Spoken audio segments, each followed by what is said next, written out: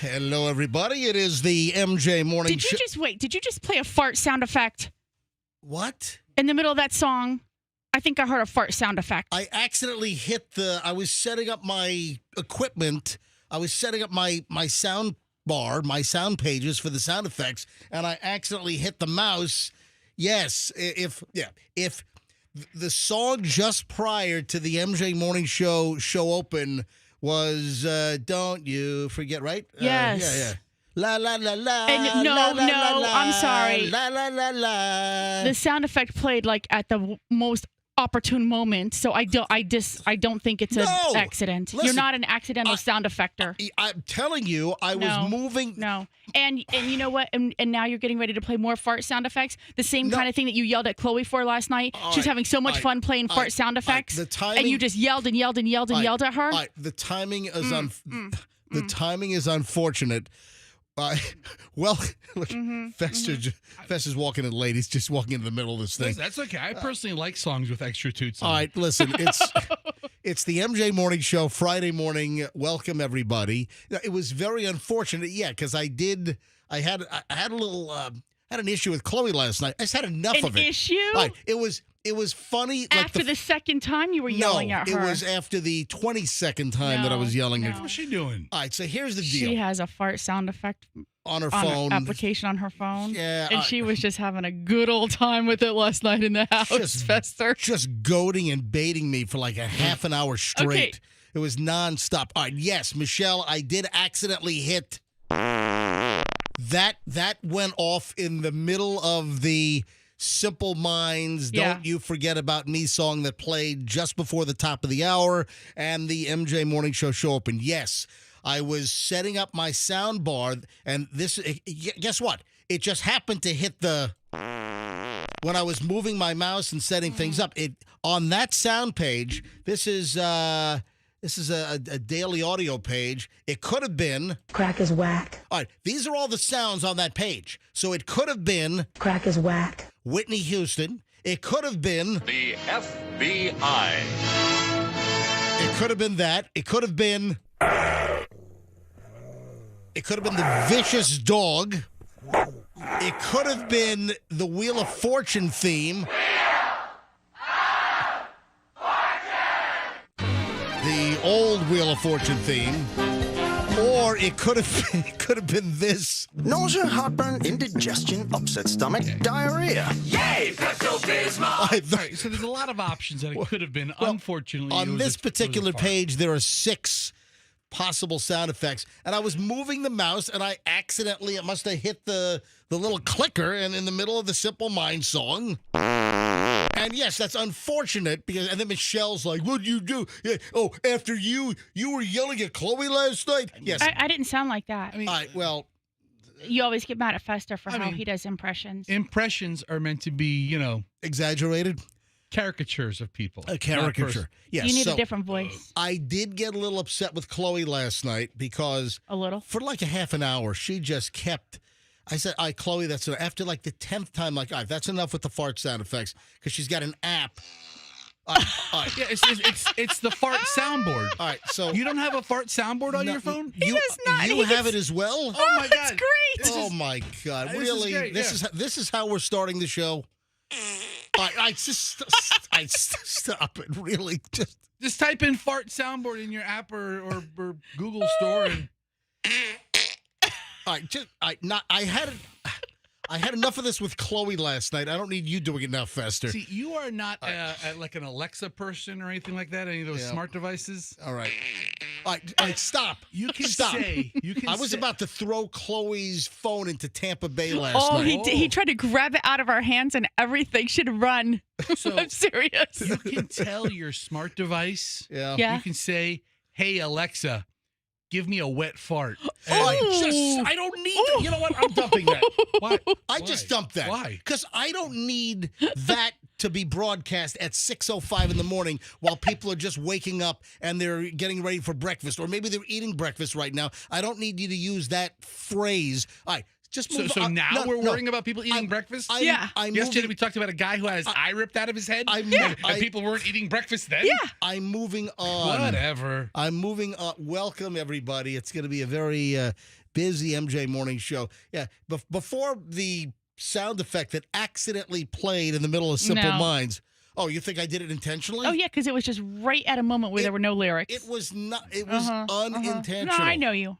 Are you cranky because apparently you didn't get any sleep last night? No, I'm not cranky. So Michelle apparently had a nightmare last night and has been up since 3 a.m. Mm-hmm. So you would have had an additional like hour and a half of sleep. And you're telling me you were lying awake from 3 o'clock to 4:30, 4:45? Yeah. Why is that? If I have a nightmare, I don't wake up from nightmares. You know, folks. Well, because you're not normal. Okay. I just see. I want to see how they end. Yeah. I know. I don't wake up at all. If I want to die in the nightmare. All right, hang on. I want to feel the sensation of death and a knife stabbed into my heart. I don't wake up at all. What's the matter with you guys? No, this We're funny. this We are. This is an interesting. This is an interesting discussion. Is it? Do you wake up during nightmares? I don't wake up during nightmares. I remember the nightmare, Yeah. and then when I do wake up, I'm then consciously thankful that the nightmare was just a dream, just a nightmare, and it wasn't real. But I do not automatically wake up. Oh, I'm so scared during my dream, I bolt awake. I mean, that's like a TV and a movie thing that, and then they bolt awake and then they realize it was just a nightmare. I do not wake up during nightmares and dreams. Well, then I think you would be the oddball out. Can you share what your nightmare was about? No. Oh, come on. Give us a It's too scary.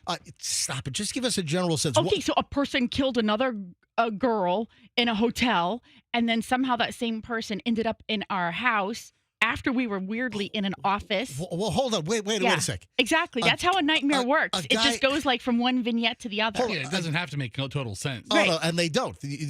And that's part of what's scary. Yeah, the storyboard in nightmares or dreams a lot of Yeah. times totally whacked.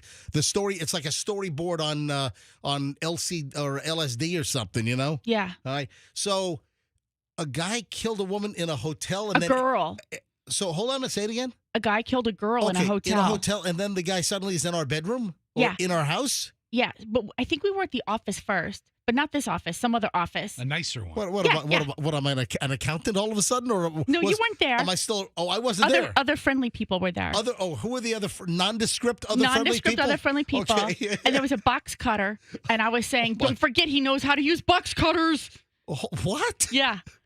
Which I think is something, because we watched the Gilmore Girls the other day, and there was a box cutter scene, so that probably was something that was already in my brain. Well, there was a story on one of the news channels last night. I didn't watch that one. Yeah, local. Oh, there was a story. There's some guy where some local killing people with box cutters. No, I'm telling you, Fester, look this up. There's a story locally that was on one of the local channels last night. I was flipping through ABC Action News and Channel 8, Channel 10, Fox 13, and there was some story where a guy locally was all scratched up. I mean, his neck, his arms, his face, and some dude, this is like locally, some dude got attacked by a guy with a box cutter. Was it the guy in Venice riding his bike? It might have been. I think I saw him doing an interview. He was like, I was just riding along, and I was getting they started slashing at me. I think. And you didn't see that story? I did not see that story. Wow. All right. So there you go. Anyway, so I'm just being very clear that I do not wake up during nightmares, and you woke up at 3 and you never went back to sleep. Never went back to sleep. Well, that's why you're all cranked up this morning. No. That's why you're all cranky. All right, we're just getting rolling. Hey, I want to give an early preview next to our early listeners. We're teaming up with Banco, and we're giving away a whole schnitload of top-of-the-line LiftMaster garage door openers. This is going to be the ultimate Mother's Day gift. You want to do something Mom will remember this every single day. All right, so I'll give you the details on the garage door opener giveaway. This is like a $1,000 prize installed by Banco. So hold on, I'll give you the early deets on that next. And then we got a loaded Friday show. I mean, I am very excited about today's show. Oh, and I'm going to introduce, this just hit me, poltergeist parking. They've missed the boat on this. Poltergeist parking is also coming up on the MJ Morning Show. All right, just getting rolling. Traffic's on at 6:10. It's the MJ Morning Show on a Friday. You don't want to miss a minute. Good morning. There are no... There's just some... It's wrapping.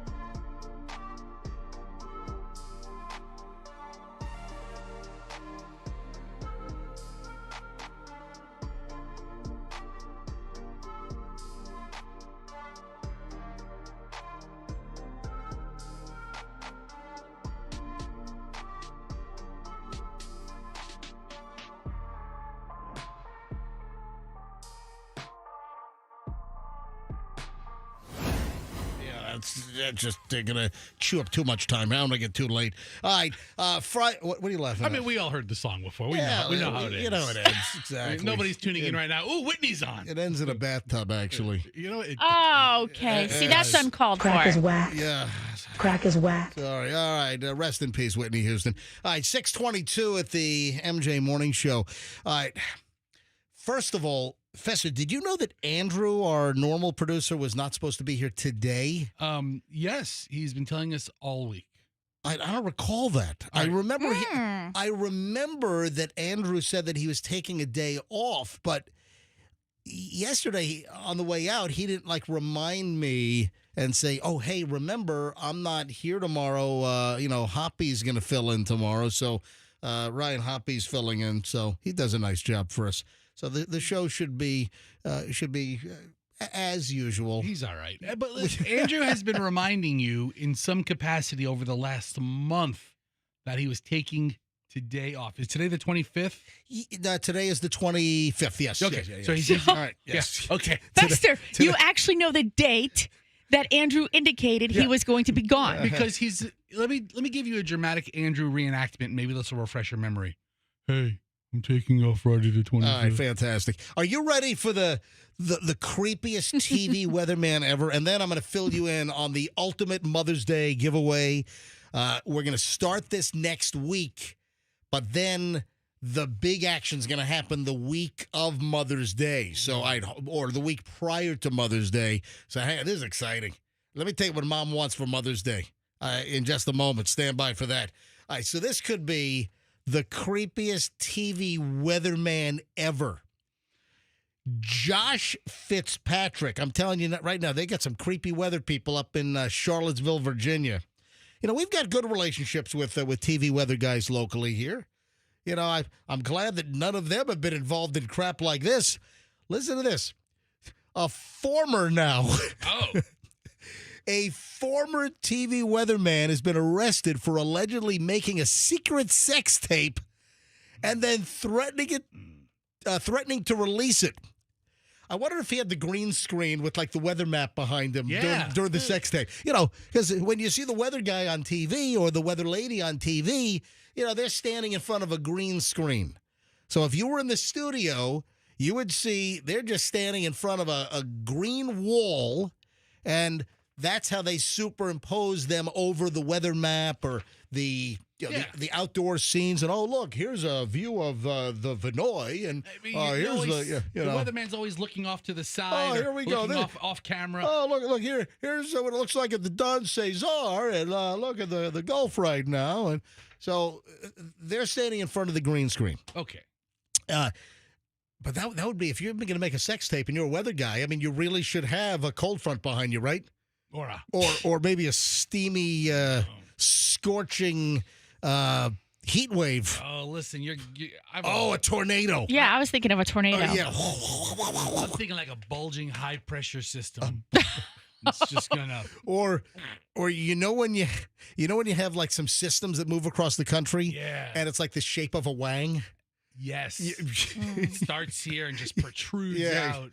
So listen to this. A former now TV weatherman's been arrested for allegedly making a secret sex tape and then threatening to release it. And apparently the police up in Virginia are saying that there could be more victims.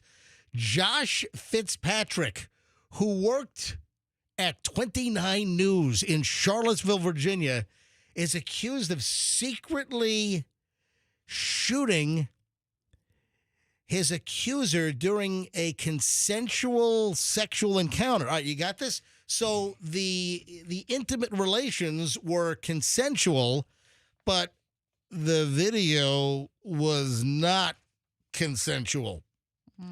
News 29, Josh, Fitzpatrick, live on the scene of me actually having sex. Yeah. I'd like to actually report live from the scene. No, he's a weather guy. He's not reporting live. No, he's on the field right now. No, he was. Listen. There's an image of him reporting live with some weather situation. Weather people report live. Yeah. Weather people go out He's to the out field. there in the snow. I'm looking at All a picture of him right now. They go on location. All right, sometimes. this is going to be called a Tampa summer. It's hot and wet.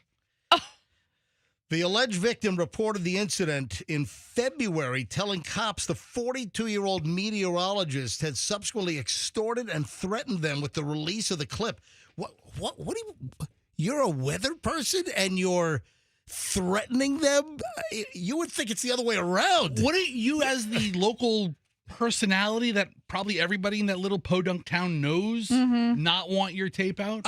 So Fitzpatrick, the weather guy from Charlottesville, Virginia, as soon as the police started investigating, I guess back in February, he fled. So he fled his weather gig in Virginia and he moved to Ohio. But you see what I'm saying here? Usually some kind of an extortion plot like this, it's the other way around.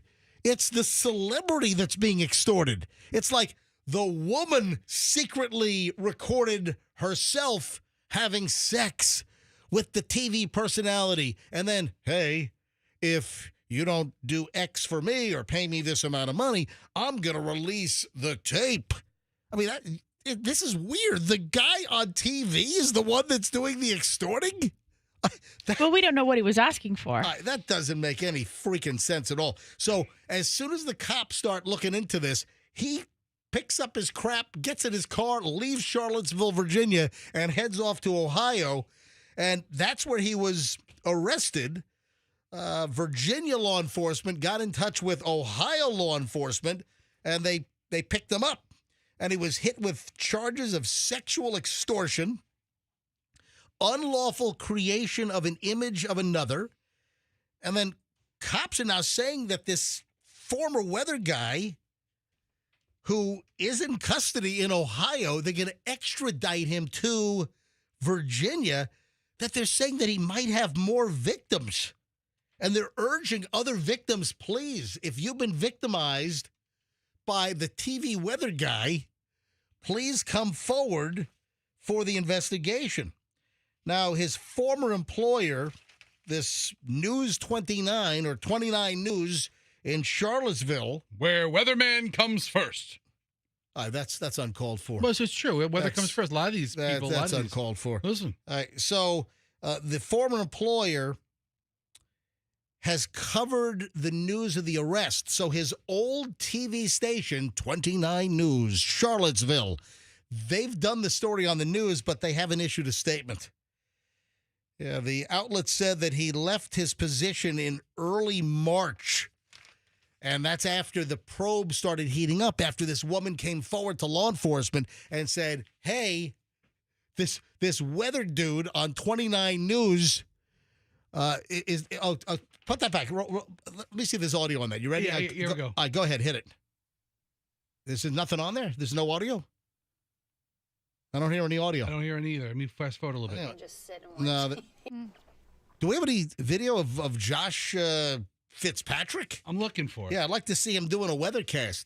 But I'm amazed at this because it's usually the other way around, that it's somebody unknown extorting somebody that is known. And here's a story of somebody that is known extorting somebody that's unknown. Well, we don't know because she's not identified. Yeah, well. So she could be maybe she's a professor at UVA, or because isn't UVA right there? I mean, she might be somebody. She might be somebody on city council, or or it could be one of his coworkers. I was going to think or say maybe it was a fellow reporter. Yeah. That's the creepiest TV weatherman ever. I'm guessing that's not good for your TV weather career. No. If you're making secret sex tapes and then you're trying to extort women, that's probably. I don't know if he's going to get picked up by another TV station anytime soon. That's my guess. All right, let me tell you about this garage door deal, folks. For the early MJ Morning Show listening crowd, let me give you some insight here. I am very excitemated about this. We're getting together with Banco. All right, Mother's Day's coming up. What is it, the 11th? Mother's Day is May 11th. Yes, that's Mother's Day. The whole prior week, we're going to give away a top-of-the-line LiftMaster garage door opener every single morning. So starting on Monday, all next week, we're going to take the entries. And you get to write in. You get to send me an email to mj@mjmorningshow.com. This is going to be starting Monday morning. You're going to be able to send in an email on why the mother in your life deserves a top-of-the-line LiftMaster 87504 garage door opener. This is a $1,000 deal. This is the top of the line. This is the best garage door opener that LiftMaster makes. It's got the video camera. It's got the app. You can close your garage door or open it from anywhere. You know, you leave for work, you're like, oh my God, did I close the garage door? You look at your app and it'll show you whether your garage door is open or closed. And if you left it open, you hit your phone and it closes your garage door. Anyway, this is a $1,000 deal. We're giving away $5,000 worth of garage doors openers installed by Banco Mother's Day, the week prior to Mother's Day. So next week, we're going to take the emails. So you get to write in and tell us why mom needs a garage door opener. Or if you are mom, you can enter yourself. Yeah, right. Hey, Why not? Yeah. Oh, yeah, absolutely. Absolutely. Hey, I'm mom. I deserve a great new garage door opener installed by Banco. Look, the chocolates, the flowers, taking mom to dinner. That's so played out. Come on. How about shaking it up? Yeah. It's garage door openers for Mother's Day. This is a real deal. Dude, All right. my kids wanted to get mom a card. Ah! Dumb. Garage door opener. So dumb. All right, so we'll start taking entries on Monday morning next week here on the MJ Morning Show, but I just wanted to give you a little preview. All right, we've got early morons in the news next. I got a crazy pile of morons next here on the MJ Morning Show on Q105. It starts...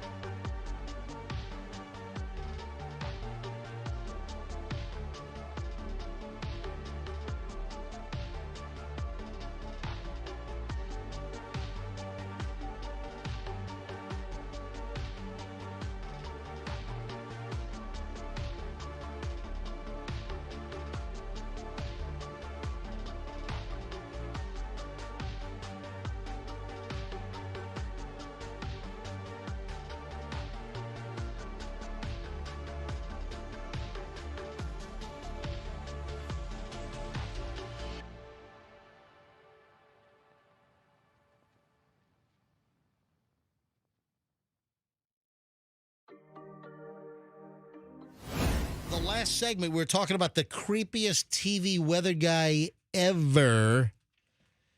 And it's Josh Fitzpatrick. He worked on a TV station called 29 News in Charlottesville, Virginia. And apparently he was making sex tapes. He was having consensual sex with women. And then he was secretly videoing them and then saying that, hey, he's going to release the video, which seems completely like nuts because you'd think that it would be an unknown person trying to extort the famous person, but this is the opposite way around. All right, so he's done. He fled town. He got in his car and he fled 29 News in Charlottesville back in early March after cops started an investigation in late February when a woman came forward and said, hey, you know that weather guy on 29 News in Charlottesville, Josh Fitzpatrick? And yeah, he taped us having sex and then he's trying to extort me. So what did he try to extort them for? It doesn't say. I don't have those details. Yeah. All right, so this is audio of the first forecast on NBC 29 News, Charlottesville. Let me hear this dude. Let me see if he sounds creepy. All right, hit play. A moonlit sky tonight. The half moon now overhead with dry skies all across the Mid-Atlantic region. We have a light south breeze giving us a mild and boost in temperature. It's several degrees warmer. Oh, yeah, he sounds like a pervert. I would literally want to have sex with anybody else at 29 News but him. Oh, this guy's terrible. He's an awful weather. He's got no presence. This guy's awful. Compared to 10 o'clock last night. So we're still in the mid-70s in Charlottesville, upper 60s and low 70s. Oh, this guy can't even talk. He's like mumble mouth over here. He can't even say Charlottesville. He's like in Charlottesville. Let's roll this back. Listen to this guy. This guy can't enunciate. This guy's all mumbly sounding. Listen. Still in the mid-70s in Charlottesville, upper... It sounds like he's drunk. Yeah, he did kind of slur it. Listen to all of his words. He's not enunciating properly here. Listen to this guy. 60s and low 70s over the Shenandoah Valley. He can't even... It's the Shenandoah Valley. He's like mush-mouthing everything here. Listen to this guy. He's terrible. In temperature, it's several degrees warmer compared to 10 o'clock last night. So we're still in the mid-70s in Charlottesville, upper 60s and low 70s over the Shenandoah Valley. Now, let's take... The Shenandoah Valley. All right. This guy sucks. You know what? Maybe it's a good thing that he drove off from Charlottesville. 29 News is actually grateful. You know what else is missing from the article? What? Whether the victim is a male or female. Oh, yeah. So some people don't want to be outed. Oh, that's true. Hold on a sec. Did it not say woman? In the New York Post article, I don't see where it says. Doesn't that delineate the gender of a partner? No, Okay. I'm reading a different source here, and it says, secretly filming an accuser. So it does not say whether it's male or female. Very interesting. Hey, Fester, you're fascinated with the burglar that just ran off with the whole cash register, apparently? I mean, if you're going to do it, right? I mean, take the whole cash register. This is local now. Morons in the news, 645, MJ Morning Show. A burglar arrested earlier this week. This is out in Lakeland. He ran out of a arts and crafts store in Lakeland with the whole damn cash register, apparently. It was Michael's. Was it Michael's? Yes. All Because right. I was like, don't tell me this happened at Joanne's because she's on such hard times right now. Oh, yeah, don't screw it. Yeah, Joanne's please. having a tough enough time. I mean, don't rip Joanne off. Right. Joanne, Joanne, just decades and decades of Joanne's hard work have just gone right down the toilet. All right, so this was Michael's? Yes. Yeah, the story I have just says arts and crafts store. It doesn't say Michael's. Why is that missing from the story? All right, so there's video of Juan Carlos Figueroa Cruzado, 42 years old, of Lakeland. Hey, Juan Carlos, ripping off the cash register at Michael's Arts and Crafts. That's no way to go through life at 42 years old, dude. No bueno. What did he do? Yeah, no bueno, exactly. So it was Michael's, and I guess he was walking down South Florida Avenue in Lakeland with the cash drawer. Well, the way the camera Did he take just the drawer, or did he grab the whole damn cash register? It looks like he took just the big cash drawer. Oh, Like the drawer. Okay. He moved the CPU off of the top and just took the cash drawer. Oh, my God. Now, the video, the way the camera is shot, MJ, or the Oh, position, Michelle, are you watching the video? See, I haven't seen the video yet. Can you bring the video up, Fester? Oh, my gosh. Describe it. Tell me what you're seeing. So He kind of like sneakily like leans down going behind the counter, almost as if he just noticed it, like no one's there. And he grabs what appears to be, you're right, like the drawer, not really the full register. All right. It's just a box. And it's attached by some kind of a wire or something, Fester. Did you see that? yeah, it's an When electric cord because he has to trigger the release Okay. mechanism. And Does he rip that out? I guess he snatches does. it, and then he runs out of the store with it. Amazing digital marketing. What a I got a dope. commercial here, but listen, the way the camera is positioned, you see him walking out of the Michaels, Right. and then he walks out of screen, and then he walks back into the screen, going diagonal across the parking lot. So the employees inside Michael's, they, I guess, recognized that this guy was acting in a suspicious fashion, but this is insane. He was wandering around the Michael's store for 2 hours? With gloves on. Okay, so people with gloves on, I think it's weird, but it's not as weird as it once was. Well, look at Michael Jackson. That was very normal. okay, I'm not even With thinking one of that. glove on a hand. That was very normal. So, but the guy is just wandering around for 2 freaking hours? Of course this guy should be suspicious. And then apparently he then asked some of the employees about the cash register. Oh. How does that work? Where is it? Is it attached to anything? Is there an alarm? You're walking around Michael's for 2 hours, and then you go up to the checkout area and you start quizzing the employees about the cash register? I mean, you figure you're walking around an arts and crafts store for 2 hours. Somebody from the staff has come up to you and said, "Hey, can I help you with something, sir? Yeah. All right, Hey, so you finding everything okay?" Yeah. an employee steps away from the checkout area, and that's when Figueroa is seen putting on a pair of latex gloves. He walks behind the counter and then yanks the cash register drawer from the counter and then takes off running. They found him, Lakeland police, they found him on South Florida Avenue, just walking down the street with a cash register drawer. Yeah, this guy sounds like a genius. Yeah, Juan Carlos Figueroa Cruzado, the latest member of Mensa in Lakeland, latest inductee. What a schmuck. And he's busted with the cash register drawer in his hands. But, there have been stories where the thief yanks the whole damn cash register. And, they're ripping the cord out of the power socket and everything, out of the Sometimes outlet. it's all connected. Oh, yeah. Luckily for Mr. Figueroa, this one was a little easier for me to take. Mr. Genius over here was arrested for grand theft, burglary to an occupied structure, criminal mischief. Yeah, according to Lakeland police. Throw the book at this douchewagon. Throw the register out. Unbelievable. What a dope. All right. This is not good. Yeah, don't leave your 6-year-old kid unattended in a hotel room. Yeah, this is in the Villages area. This is straight out of Florida, baby. Of course it is. In the Villages news, a woman from Maine was jailed after leaving a 6-year-old alone in a hotel in the Villages. Yeah, the 6-year-old was crying as she exited the elevator at about 9:30 p.m. on Wednesday at the Waterfront Inn, according to the Sumter County Sheriff's Office. A hotel representative attempted to call the mother. I guess there was a number when they checked in. So when they checked into the hotel, they left a phone number. You leave your number. Yeah, or it was on the reservation. And the hotel front desk tried to call the mother. The mother's name is Emily Hill Courier, and brought the little girl into the hotel and then left the 6-year-old in the hotel room and just left. Where'd she go? Don't know. So this all happened at night, right? Yeah, this is 9:30 at night. So the hotel representative knocked on the door multiple times, didn't get an answer. Hotel staff called the phone in the room, but the calls went unanswered. About 11 p.m., the hotel staff contacted the sheriff's office. When deputies arrived, they found the hotel room, but they entered the hotel room, rather. They found it was empty. A hotel representative told deputies that the woman left the hotel by herself around 7:30 p.m.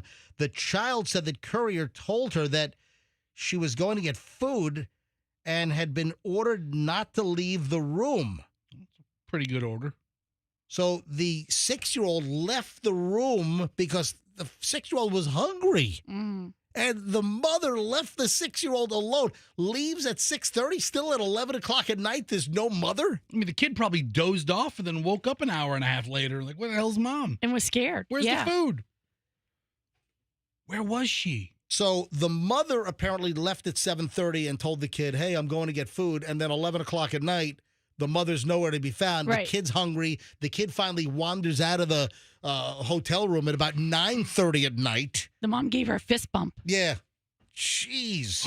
The mom was hooking. Well, I'm about to get to this. Oh, no. Yeah, so that's at 11:42 p.m. Fester, don't jump my gun I didn't know. here. I didn't know. Hang on a I'm minute. surprised. So 11:42 p.m., Courier returned to the Waterfront Inn with an older male arrested on child neglect charges. She was booked into the Sumter County Jail. It appears like she was hooking up with a guy. Listen, we don't know for sure, but it sounds like she might be doing some escort work. Is what it sounds. It might be that situation.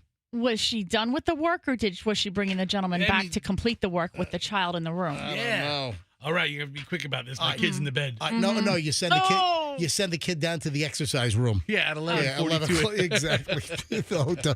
All right, man, morons in the news, folks. On the MJ Morning Show here on Q105. 6:54. Cash Kitty's on the way at 8 o'clock, so don't move. The world-famous MJ Morning Show, 7 o'clock hour starts next, so stand by.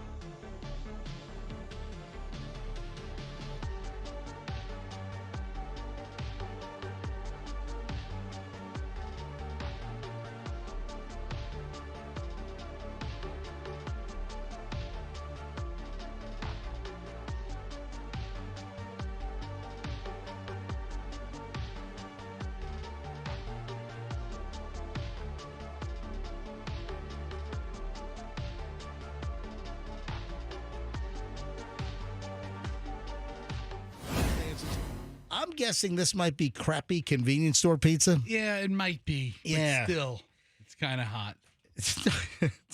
Not the pizza. I mean, pizza's hot, too. I mentioned this to Fester. He's like, hey, this is like a foreplay at my house. So Pinellas Park, a couple, I guess they're a couple, a woman threw pizza at the boyfriend. She's now been charged with battery. Listen to this arrangement. It's not your normal pizza chuck. Yeah, all right. So Pinellas Park police say that Jillian Bartlett, who's 40 years old, got into an argument with her boyfriend in the woods behind the Dollar General store. Are they homeless? I mean, they might be, currently unhoused. Jillian Bartlett, 40, arguing with the boyfriend in the woods behind a Dollar General. That's kind of like living in a van down by the river. You're going to find yourself in the woods behind a Dollar General. I think the woods behind a Dollar General is a significant step down from a van by the river. I would take a van by the river any day. A van down by the river. Come on, get it right. I'll take a van by a lake. I'll take a station wagon by a creek. No, down by the river. So down by the creek. I'll take a vehicle over the woods any day. All right. So a woman's been charged, accused of throwing a slice of pizza at her boyfriend. She was accused of throwing the slice of pizza. He had pizza sauce stains all over his shirt. Which is some good, investigative by the police. The police did a good investigation on this because they found the slice of pizza on the ground. Yeah, a fresh slice of pizza was found on the ground at the location. The woman, Jillian Bartlett, was charged with domestic battery and taken to the Pinellas County jail. So when I think of good pizza in Pinellas County, of course, there's the Nona Slice House. You got our buddy Sardo, Super Sardo on Ulmerton. Absolutely. You got the Violet Stone. You've got the Pizza Box down on Central. I'm guessing that the slice of pizza thrown was none of the good Pinellas County pizza. I'm guessing this was some crappy convenience store slop, is what I'm guessing. But this is really a credit and a learning opportunity for the Pinellas Park Police Department, because PPCSI came out there and they did a forensic swab of the sauce on the guy's shirt and the sauce on the pizza slice that was found. Did you say PPCSI? Yeah, PPCSI. As in the Pinellas Park CSI folks? Yeah, PPCSI. Gotcha, I got you. All right. Or do you have a zinger? Oh, no. I don't know. This is a cheesy situation. Hey, there you go. There you go. So PPCSI has confirmed that this is the same piece of pizza that's on this guy's shirt, right? Almost like bloodstain splatter, right? Yeah, it yeah. Very similar. But they don't mention in their news release what kind of pizza it was. No. Yeah, I'm curious too. That's the opportunity for Pinellas Park Police Department. And that's essential, because I'm such a pizza freaking nut that's the first thing I want to know. But I'm kind of doing some detective work here, that if you're dealing with two people, they're having a fight in the woods behind the Dollar General. I'm guessing this is just some convenience store horrifically bad pizza. You're assuming that. Yeah. Right? Now you have to really do your detective work. That's what I'm thinking. Hey, is there any update? Folks, if you missed this, I don't think we discussed it around this time. We did not. We had Stacy Kemp and Allison, Fester's wife. We had them on the show yesterday at 8:30 in the morning. We mentioned this at the very beginning of yesterday's show at 6 o'clock. Fester's wife was rear-ended by an Uber in downtown Tampa on Tuesday night. It turned out that an Uber was taking a lone passenger, a guy, to Amalie for the Lightning Game 1. Speaking of the Lightning, lost again last night. But they didn't get their asses beaten nearly as bad as Tuesday. Dude, it was two zip. Yeah, the last goal was like the last second. It was It was. Well, it was an open net because, the Lightning, they're trying to tie the damn thing up just to go to overtime, and, they couldn't do it. So, the goalie comes out of the net. They're just doing a full ice thing and, empty net. So the Panthers were able to score on the empty net in the last seconds of the game. But the Lightning are now down 2 games to 0. It's not looking good for the Lightning in round 1 of the NHL playoffs. All right, so you've got the Uber driver that is taking a guy to the Lightning game on Tuesday night, game 1. That was the 6-2 trouncing. And the Uber driver plows right into Fester's wife's rear end. Just Fester's wife is driving their Tesla, their white Tesla Model Y, and was that guy driving a Toyota, like a Corolla or something? It was a Camry. It was a Toyota Camry. Yeah, it was a later model Toyota Camry, and the dude plows into Allison. Turns out the guy's in the country on a work permit, and even has a temporary Florida driver license. So it turns out that if you're in the country on a work permit deal. No, not just a work permit. He has a legitimate purpose for being here. Right. And he's issued a temporary driver license for the state for the temporary amount of time that he's going to be here. He could be a student. A student, a visa. Right. There's a legitimate reason for him to be here. I mean, we hear all the stuff in the news about people who are here who aren't supposed to be here. He is legally supposed to be here. But is there an update on him plowing into your wife? Did he get a hold of the Kemp Law Group? Do you have all the materials? Is there anything new to report? By the way, $4,000 worth of damage done to Fester's wife's car. $4,000. Yeah, it's a lot. So yesterday, and I have to say, and credit to the Kemp Law Group, they have an amazing just intake department. Where because there's a lot of information to provide. Right. And, we had my wife had a long phone call conversation with their staff and was able to provide all that information in a fashion that they can have it and keep it and process it and keep it all very orderly. You know, I'm like, what do we do with all this stuff? They knew what to do with all of it. Oh, yeah. You know, and they asked some very pointed questions that we didn't even think about. You know, That's the thing. You don't even know what you don't know. Like what were some of the questions? Allison had the conversation with them, but you know, the conversation went on for like 90 minutes. It was a long conversation. Can we call her now quickly? Is she all right? Is this a good time? I don't know. She's probably yelling at kids right now. That's all right. I want to hear that. It's fun. But they took all the information, and you know, and the ball's now rolling. You know, there's a medical referral, which is part of the process on this, and it's still early in the whole process because her neck started hurting after the fact, and that's not like you're pulling a racket or a scam. Sometimes it takes a little bit. You know, and sometimes in that moment. Hello. Allison, it's MJ, Fester, Michelle, live. Good morning. Good morning, everyone. All right. Did we catch you at a bad time?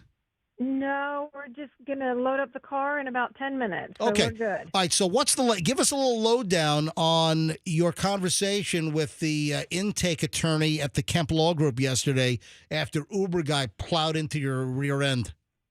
Well, she took all the information, and I sent her all the pictures and the stuff that I'd taken on the scene, and she did say that his insurance sucks, so that was kind of bad. Oh yeah. But, Listen, the dude's in the country on a temporary work permit. He's got a temporary Florida driver license. I'm guessing he's not going to have I'm sure he has the most basic minimum crap ass insurance.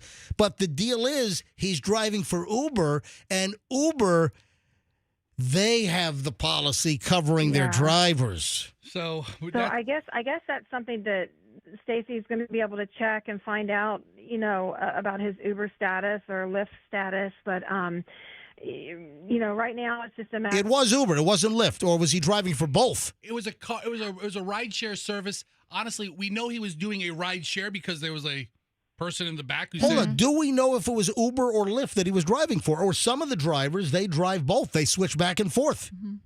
Yeah, I don't know exactly. Did he have like the little illuminated sign in the No. the No? He didn't. Yeah. No. Only the good ones have that. that kind of is where we're at with him. I don't know which one he's with. I know he's with one. I just don't know which one he's with. And so just trying to figure out, she's going to help us, I guess, figure that out, hopefully. And honestly, everything's very early in the whole process.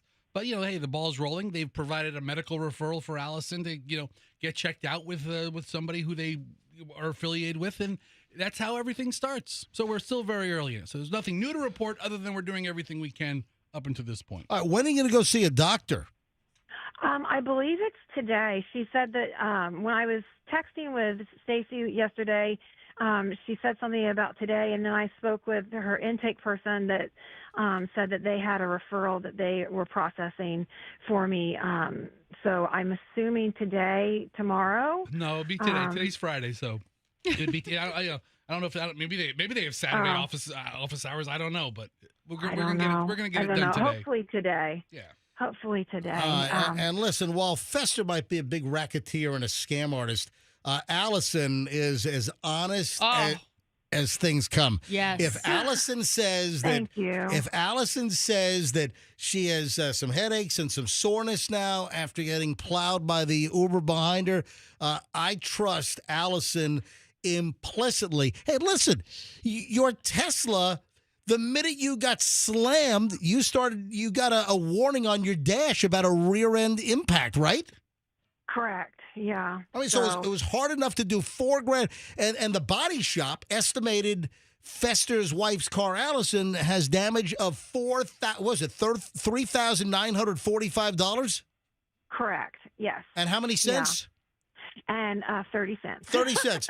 $3,945.30 is the damage to the car. But all through Wednesday and even yesterday, Allison's like, she felt bad for even acknowledging that she felt bad. I know. The accident. This isn't what she wants to. If there's $4,000 worth of damage to your car, it is not out of the question that there's damage to your neck, your spine, or whatever. You know? Oh my God! If I were in that car, if I were the driver, I would have just opened the driver's side door and fallen out. And be like, my neck, no, my back, no, my crack.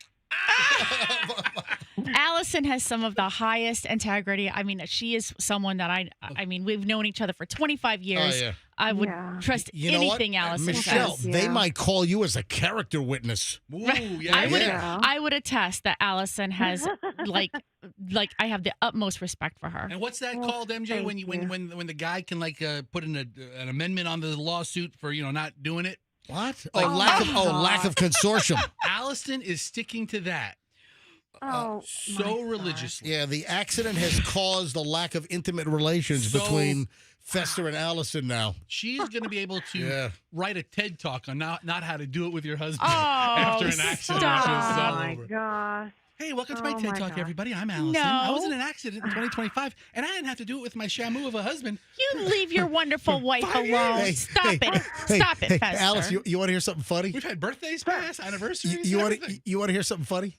So Fester drove me to my workout yesterday.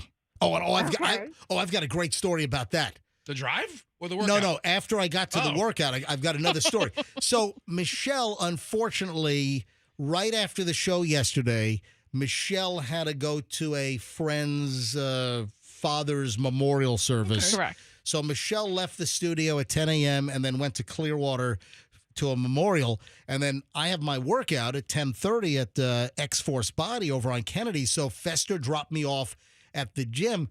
We're in the car, and an email comes in from our sales department. Oh, Allison, are you sitting down? I'm standing up, but I can sit down right now. This is a great opportunity. So I get an email from our sales department here at Beasley Media, and it's like, hey, we've got an endorsement opportunity for personalities on the Beasley stations here in the Tampa market. Our country station, Orlando, and the hip hop station, and Q105, the MJ Morning Show. They're looking for someone to endorse some kind of krill oil. And you know what Fester I said, Fester, the krill oil endorsement's not for me, but hey, would you like to throw your name in the hat? And what did I immediately start doing? Go ahead. Hi, this is Fester for krill oil. Listen, even though I'm the size of a whale, I know how whales eat. Because whales suck krill through their teeth, right? Exactly. Is it like in the shrimp family? I believe so. It's got to be very high in omega-3s. It's got to be like one of the most healthiest pills you can take orally or rectally. I would imagine. So I send an email to all Tampa. So I reply that I'm with Fester right now. And hold on, I'll tell you exactly what I wrote. So this went to all the DJs, all the personalities, a bunch of the salespeople, all the management, the program directors at our various stations. So I send this back. Let me go to Google Sent, and here we go. Where is it? About 10, 15 here we go. morning I got it. So I sent this to everyone on the list.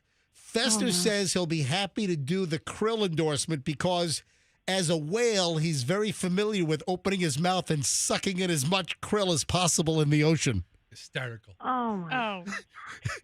Hysterical. Yeah. Nobody responded back to that. Yeah. Yeah, I don't think they are going to. Everybody else knows an HR violation when they see it, but they don't know us. So that's all right. Oh, They're trying to just ignore it. If we just ignore it, it'll go away. They want no piece of all that. right, Allison, listen, I hope you feel better. And listen, you're in great hands. Hey, you know the deal. Accident or fall, you call Camp Law. Yes. Right. Hey, and this weekend, honey? He was wonderful. Oh, this weekend, you need to have a pallet fall off a rack at Sam's Club on your head. Dude, I wish. Oh, man, that would be a busy week for me. Yes. No, Allison, don't do it. Yeah. I know you're not going to do it. All right. Allison, drive safely to school with the kids this morning. And say it again. I said thank you for your help. We appreciate it. And Stacy is just wonderful, and their intake people were just top notch. And I appreciate everyone. I'm just here to help. That's what I'm just here to help. He's a giver, isn't he? MJ the He's Giver. a giver. Yep, that's me. MJ the Giver. In fact, you know what? Well, thank you. I'm going to change this to the MJ the Giver morning show. Yeah. from now on. All right, Allison, thanks for coming on again. Okay. Some Bye, kind of y'all. giver, all right. Okay, can I just say that I did see you leaving yesterday? Yep. And it was really comical. I wish that I would have had the time to stop and take a picture or a video because you looked literally like a little kid getting in the backseat of his car and buckling your seatbelt. Well, I can't And it's like driving Miss Daisy Michelle, or driving a child. Michelle, I wasn't sure what was happening there. You want to know why I get in the back seat? I know, because the front seatbelt doesn't work, but The front it's very seat belt- funny looking. The front seatbelt is busted in Fester's car, so I have to ride in the back. Everybody rides in the back. The only thing that would have made it better was if Fester had come over and opened the door for you. I had it open when he got out. You there. did, you did. You were so polite. Just get in. All right, it is 7:20 at the MJ Morning Show. We start over an hour and 20 minutes of nonstop MJ next. Oh, there's something terrible.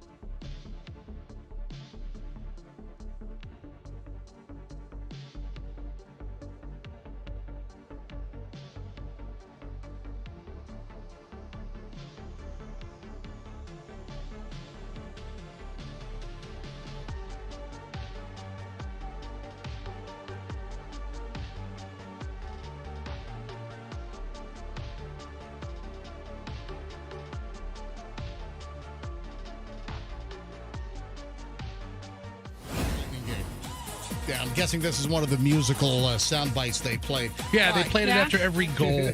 You know where they should be playing that? Yeah, where's that? In the Vatican.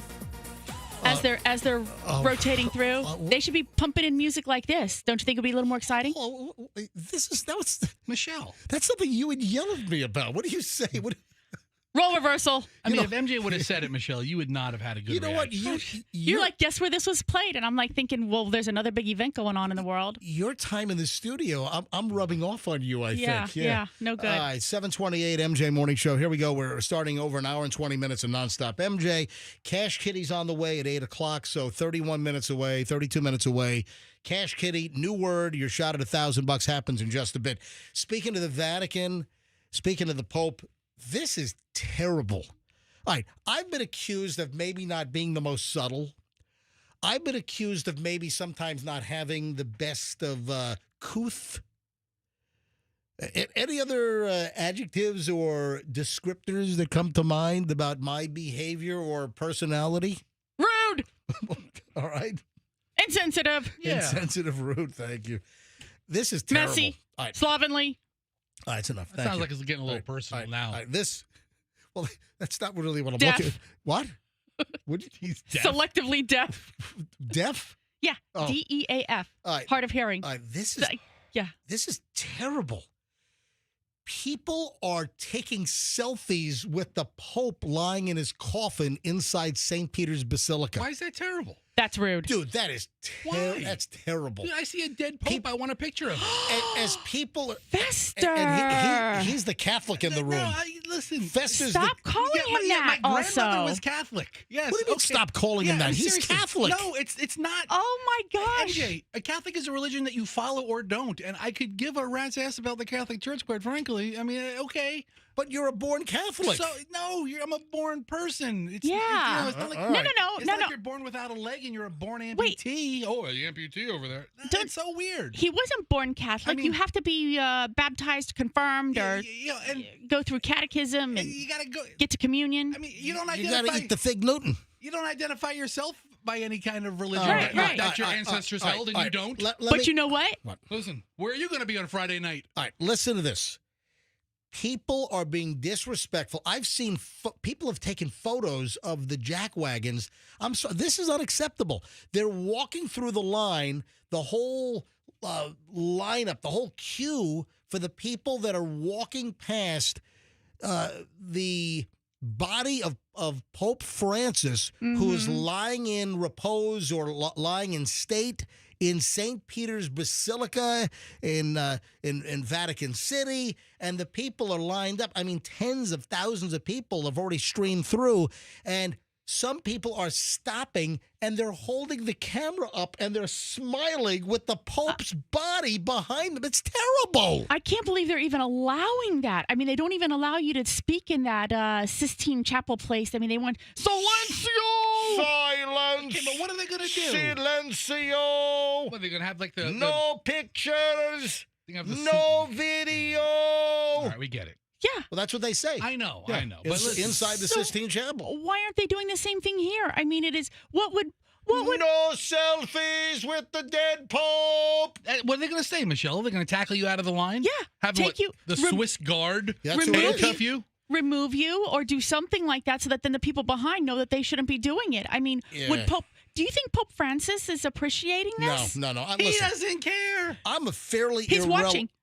I'm a fairly irreverent individual, and I'm appalled. That is. I always get the shot. That's Michelle. My motto is get the video, get the shot. You know, that's a photographer's motto as well. Like a news photographer, whether you're a videographer for TV, whether you're a regular still photographer for sports or for news, you get the shot, man. Get the picture. Whatever you have to do, get the shot. And that I subscribe to that. You know, and if I'm trying to come up with great content, for instance, for my social media to support the MJ Morning Show, I just want to get the shot, right? Okay, so you mean you would not do an Instagram post? No. No. MJ from the MJ Morning Show, 104.7 Q105 Tampa Bay. I'm in line to see the dead Pope. I don't sound like that, Fester. Oh, no, yes, you do. No, I don't. Listen, so, all right, I'm just going to pan my camera over there, and the guy in the box, that's the Pope. I think you would do that. I would not. I think you would. There is no way. Now that I hear Fester do a version of you, I'm is. feeling like that's yes. While I'm looking at the dead Pope, I want to remind everybody starting next week, you can start entering submissions into why your mother deserves a garage door opener. From Banco Overhead Doors. Banco Overhead Doors. Thank you very much. And that's real. Yes, that's real. That's real. That's a real contest that would coming be up. like your Instagram post. Yes. Yeah. All right. It is disrespectful. I do not approve of people that are trying to see the Pope's body in St. Peter's to stop and then hold the camera out at arm's length and smile while you've got the Pope dead in the box behind you. That's terrible. All right. Speaking of one other Pope thing here. Mm-hmm. The name. Now, once they choose a new pope, once the conclave votes and they decide on a new pope with the majority and the white smoke comes from the chimney from the Sistine Chapel, is the chimney at the Sistine Chapel? I think it is, right? Because I don't even know. They burn the ballots and then they add a little additive, and when the smoke is black, it means that there is no agreement on a new pope. When the smoke is white, that means that they've chosen a new pope. But I saw something, and I agree with this. For the next pope's name, I mean, bring the Catholic Church into the 21st century and have an internet vote. What are you laughing at? Bring the Catholic Church into the 17th century. No. Have an internet vote. No. On what the next pope's name should be. And I saw something funny, like Popey McPope face. Yes. Remember the Bodie McBoat face? No. All kidding aside, though. But what about a more approachable pope name? Why not like Bob? Pope Bob. Pope Sid. Okay, first of all, because Pope Travis. no. Pope Travis. Pope Travis. What do you Pope? That's fantastic. Pope Travis. What other names? Give me some names. I mean, Pope what- Todd. Yes. Pope Melvin. Yeah, that's fine. I mean, what else? Well, it's got to be. Pope Cody. No, you need like 2 names and a number. All right. Pope Bob the First. He would be the first. There it is. Yeah. It's Pope Bob the First. Pope Jerry. You know, Pope Jimmy. I'm telling you. That's not how it works. Whoever You realize that. whoever's elected Pope, they select a name that is significant or meaningful for them. Yes, Right. yes. They should pick it, and it's supposed to, like, emulate something from maybe previous popes that they are hoping to, bring forward. All right, I'm the new Pope. I want everybody to know. Go to my Instagram, Certified Pope, and vote for my new name. Certified Pope. Vote for my new name. Is that like Certified MJ Radio, my Instagram? MJ Radio. Yeah, we listen to it in the Vatican. Certified Pope Radio. We listen to the podcast. Yes. I'm just saying that I think it'd be cool to have just a very approachable name. Can you think of any other names? Yes, the winner going to be a Pope Hank. Pope Hank. Yeah, there you go. Yes. There was a certified.pope account, by the way, but nothing posted. So, Yeah. somebody yanked it just as a joke. All right. I want to talk about the water wars thing locally. The holy water waters. Let's talk about it. It's not holy water Let's wars. bring peace. Now, I mentioned, do you remember a week or two ago? It's been going on for a while.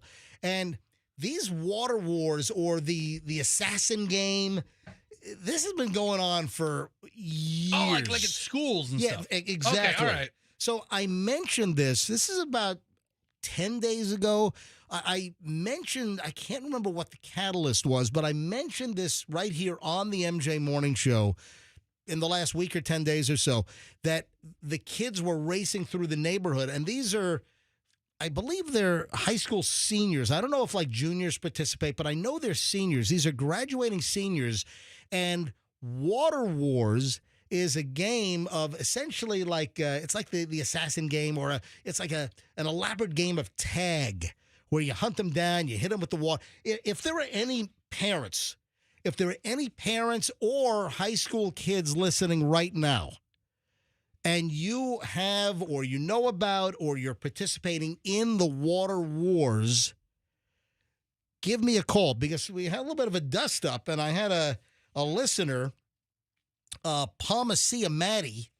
So obviously Maddie must live in Palmacia, and kid goes to Plant, and well, I happen to have a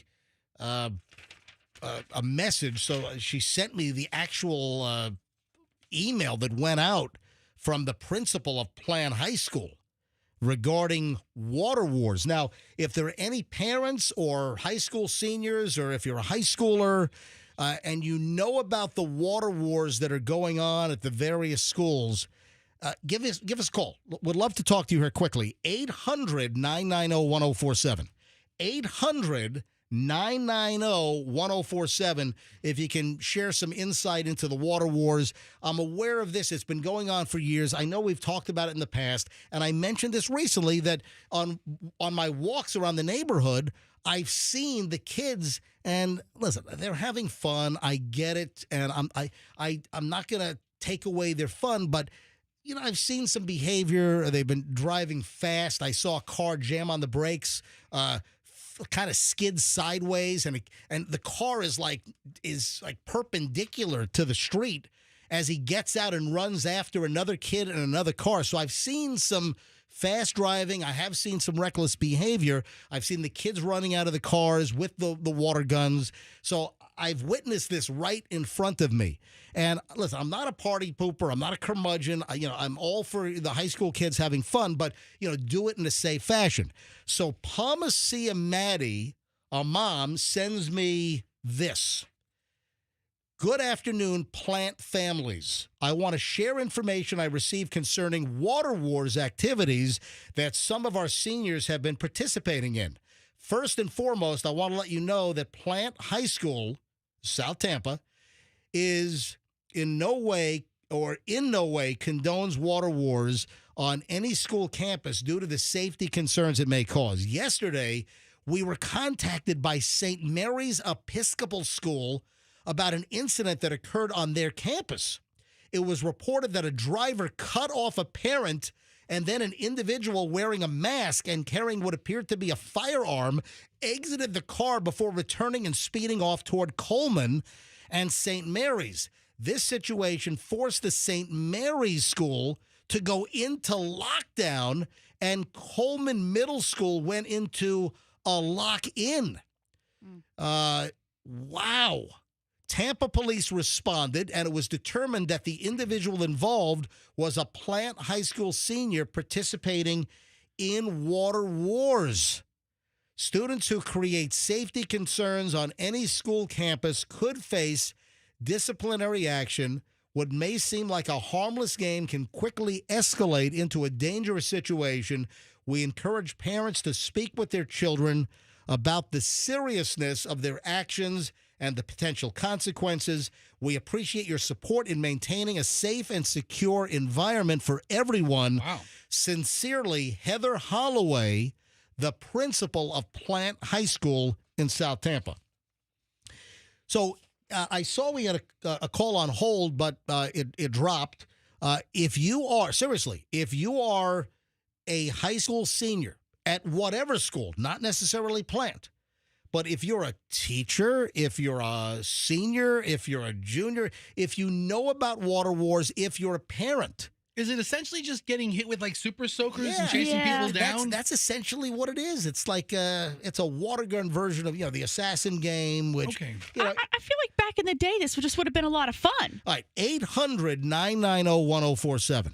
So if you're a teacher, a parent, if you are a student, if you want to remain anonymous, that's fine. But I'd love to hear from you. 800-990-1047. 800-990-1047. If you don't want to use your name, you can be anonymous. But if you want to comment on, give us some insight into the whole water wars, which has been going on for a couple of weeks, because I saw some of the reckless driving probably a week or 10 days ago. And even in this note that went out to parents from the principal of Plant High School, they talk about the driving that contacted by St. Mary's Episcopal School with an incident. It was reported that a driver cut off a parent. And in front of me while I was walking, I saw a car skid and go sideways, and a kid in the neighborhood, Michelle, jumps out of the car and goes after another kid in another car. Then I saw the 3 or 4 cars sped off and squealed tires out onto West Shore Boulevard going south. So I've witnessed the water wars going on in the neighborhood. Yes, Fester. No, I have a Fox 13 report that they did yesterday on this whole situation, talking about St. Mary's and the Plant High School connection. These kids they think they're having fun. And you're right, Michelle. A couple of years ago, 10, 20 years ago, this might have sounded like a fun idea. Right. But the idea now of running onto a school campus with a mask and something that looks like a gun. Yeah. That doesn't play well. Not a good idea. Yeah. Yeah, that's not a good idea. And I don't want to take away the fun of, a senior activity, but you got to figure out a way to do it safely and not cause other schools to lock down because of a potential perceived threat. Any school would have locked down if somebody in a mask was running with something that looks like a rifle, a super soaker, some kind of gun to an untrained eye. You don't know what it is at first glance. All right. Ryan, who's in for Andrew today, is screening calls. So, Ryan, turn these around quickly, could you please? Yeah, let's not. If you got a good call, just put it on hold. All right, hang on a sec. Let me grab Anonymous on line 3. Anonymous, hi, you're on the MJ Morning Show. Hi, good morning. Yes. My daughter actually ran a senior assassin's waterworks plan, but she actually thought like a lawyer and put all sorts of restrictions. You couldn't be on school grounds. It couldn't be someone... you couldn't be in a car, all those sorts of things, precisely to avoid those sorts of things. But the school, the kids who participated her senior year, they actually raised over $1,000 for charity because you had to pay money to participate. Oh, I got you. And this was what high school in Valrico? I don't want to say which school. Well, listen, we don't know who you are. We don't know who your daughter is. Which and when was this? How long ago? 2 years ago. All right, so listen, your daughter's graduated 2 years ago. What is it? What high school was it? I don't want to say that. If I say the high school, everybody's going to know who it. People but know it doesn't matter. She's probably in college right now, right? It was either probably Brandon, Bloomingdale, or Riverview High School. Honestly, right? Right? There's one of the three. I mean, like you're holding it like it's like a holy covenant. It's 2 years ago. But wait, I don't have her permission. Oh. So. wait, I have a question. Yeah, She introduced a whole new element that it was a fundraiser. So so how does that work? Yeah, so in order for everybody to participate, they had to pony up $10, and then the winner of the event, I think, wound up getting $300. But there were so many kids who participated that they were able to, so it was almost like a split the pot kind of thing. Hold on, if it's a charitable thing, and why is the winner getting $300? Why is it all the money going to charity? Anyway, hey, Anonymous, thanks for calling in. I appreciate it. If you have any insight, if you participated in water wars, if you're a parent, if you're a teacher, and I'd like to know all the different schools where it is going on in the final weeks of a senior's high school career. 800-990-1047. 800. And by the way, the delinquents that were driving sideways and skidding out and jumping out of cars in my neighborhood, if you're listening, listen, I know you're having fun. I really wasn't too upset about it, but listen, they were driving kind of fast. I don't want them to run over a kid or a dog or something. Oh, but they were having fun. But they were having a great time. Oh, yeah. But I have a question. Is this sort of exclusive to this area, or is this going on nationally? Like nationally? Yeah, I don't know. I think that it's played around the country. Okay. I just don't know if it's everywhere. So if you could, folks, if you could give us some insight and tell us some of the schools around town where water wars with the high school seniors is going on right now. I'd like to hear from folks. 800-990-1047. 800-990-1047. That's the phone number to get you in. All right, let me grab Lisa. Lisa, you're next on the MJ Morning Show. Hi. Hello, Lisa. Hello. Go ahead, Lisa. So I'm over in Melbourne, Florida. So that's Brevard County. They're doing Senior Assassin over here. Yeah, that's the same thing. So you're listening on the other side of the state in Brevard, and they're doing the Senior Assassin game. Yep. Yes. So I made sure that it's my daughter who's a senior, that her gun looks like a toy gun that was, painted neon. She actually painted it because I was really afraid that if someone saw it, that, they would think it was a real gun. I sat her down and I told her, listen, with everything going on around the country. Yeah. Hey, listen, what about the dude over in Brandon? You had that guy walking down Causeway with he had a real, like a .308 rifle and body armor, but, HCSO had to neutralize this guy the other day. You just got to be careful, and you don't want to be perceived as a real threat while you're trying to have fun as a graduating high school senior. Lisa, thanks for the call. I appreciate it. Dane is in Tampa. Dane, you're on the MJ Morning Show. Hi. Good morning. How are you? Yes, Dane, go ahead. So my son is a senior at Tampa Prep. Yep. And they've been participating in this Waterworks game, and they've been sharing the kills on Instagram. Yeah. And so my son was in Publix, and they got people in Publix, and basically the managers were just looking around like nothing was happening, and they were literally just having a water gun fight in Publix. Neptune Publix. The what, Neptune in Southdale Mabry? Neptune and Southdale Mabry. Yeah. Yep. When was the water fight in the Publix? When was it? This was a couple of weeks ago. Yeah. They finished the game, but yeah, they were playing it all over South Tampa. Actually, all over the place. Yeah, listen, I saw it numerous times in the neighborhood because, listen, I'm walking 30 miles a week. And when I walk, and Michelle's mentioned this, when I walk 30 miles a week in the neighborhood, I see essentially everything that's going on in the neighborhood. Dane, thanks for the call. I appreciate it. Am I the only one that's really... Oh, hold on. Dane, where's your kid going to college? He actually got into the London School of Economics, so Mm-hmm. he's seriously considering it. Oh, wow. Congratulations, Dane. Thanks for calling in. Appreciate it. All Thanks. right. Man, phones are loaded. Fester, what were we going to say? No, I just have am I the only one that has a big problem with all of the names of these activities? Kills, assassins, all revolving around schools. Let me Just grab seems a little...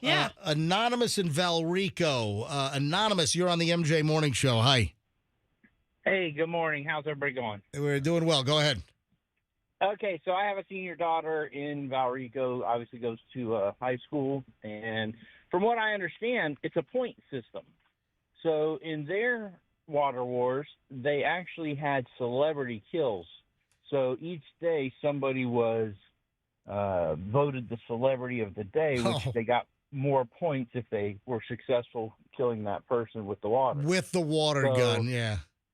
Yeah, so it's a point system from what I understood, but I have heard from my daughter that some have taken it to the extreme, running stop signs, running red lights. I did see reckless driving in my neighborhood as the seniors were. You know, I don't know whether they were plant seniors or where they went to school, but you can see, folks, that it's like schools all over the place. What high school is your kid at? She's in Bloomingdale. Gotcha. And what's funny is these kids are staking out homes. They're going above and beyond to really score these points. It's actually, I see the fun in it, but I see the nervousness in the legal side. Listen, it's a fun game. I want the kids to have fun, but you just got to be careful in this day and age where you do have like a maniac on the FSU campus in Tally, opening fire. You just got to be careful so you're not perceived as a real threat when you're just trying to have fun. Thanks for the call. How about Jesse in Palm Harbor? Jesse, you're on the MJ Morning Show. Hi. Hey, good morning. I was listening to you all. Yep. So in a shopping center where Tijuana Flats is in Oldsmar, there were some kids playing that game. But one of the kids' guns had it was black with silver. Yep. So they called the sheriff's office, and he almost got blasted to smithereens. Almost got lit up. Yeah, you got to be careful. You can't be perceived as a threat. Jesse, thanks for the call. That's what I'm talking about. Look at this. We're getting calls from all over the place. So we had Melbourne on the other side of the state. Ted is in Iowa. Ted, are they playing Water Wars? The seniors playing this in Iowa? Oh, yeah. My daughter's a senior, and... Where in Iowa are you calling from? Pardon me? Where in Iowa are you? Cedar Rapids. Oh, wow. All right, go ahead. So I think there's like 3 different topics that are getting mixed together here. I am not really a fan of the whole Water Wars thing because of all the things that have been brought up. Obviously running around a school with guns or stalking out someone's house. Someone's going to call the sheriff, and that kid's going to get shot. So... To start, I don't really like the idea of it. It is them just having fun. But I think there's 3 different topics. When you start talking about kids running red lights or being mischievous in the grocery store where they shouldn't be doing it or whatever, that's just kids not being good kids. And I think you're talking about a parenting issue. Yeah. These are the same kids that run red lights when they're not playing Water Wars. These are the same kids that make bad decisions.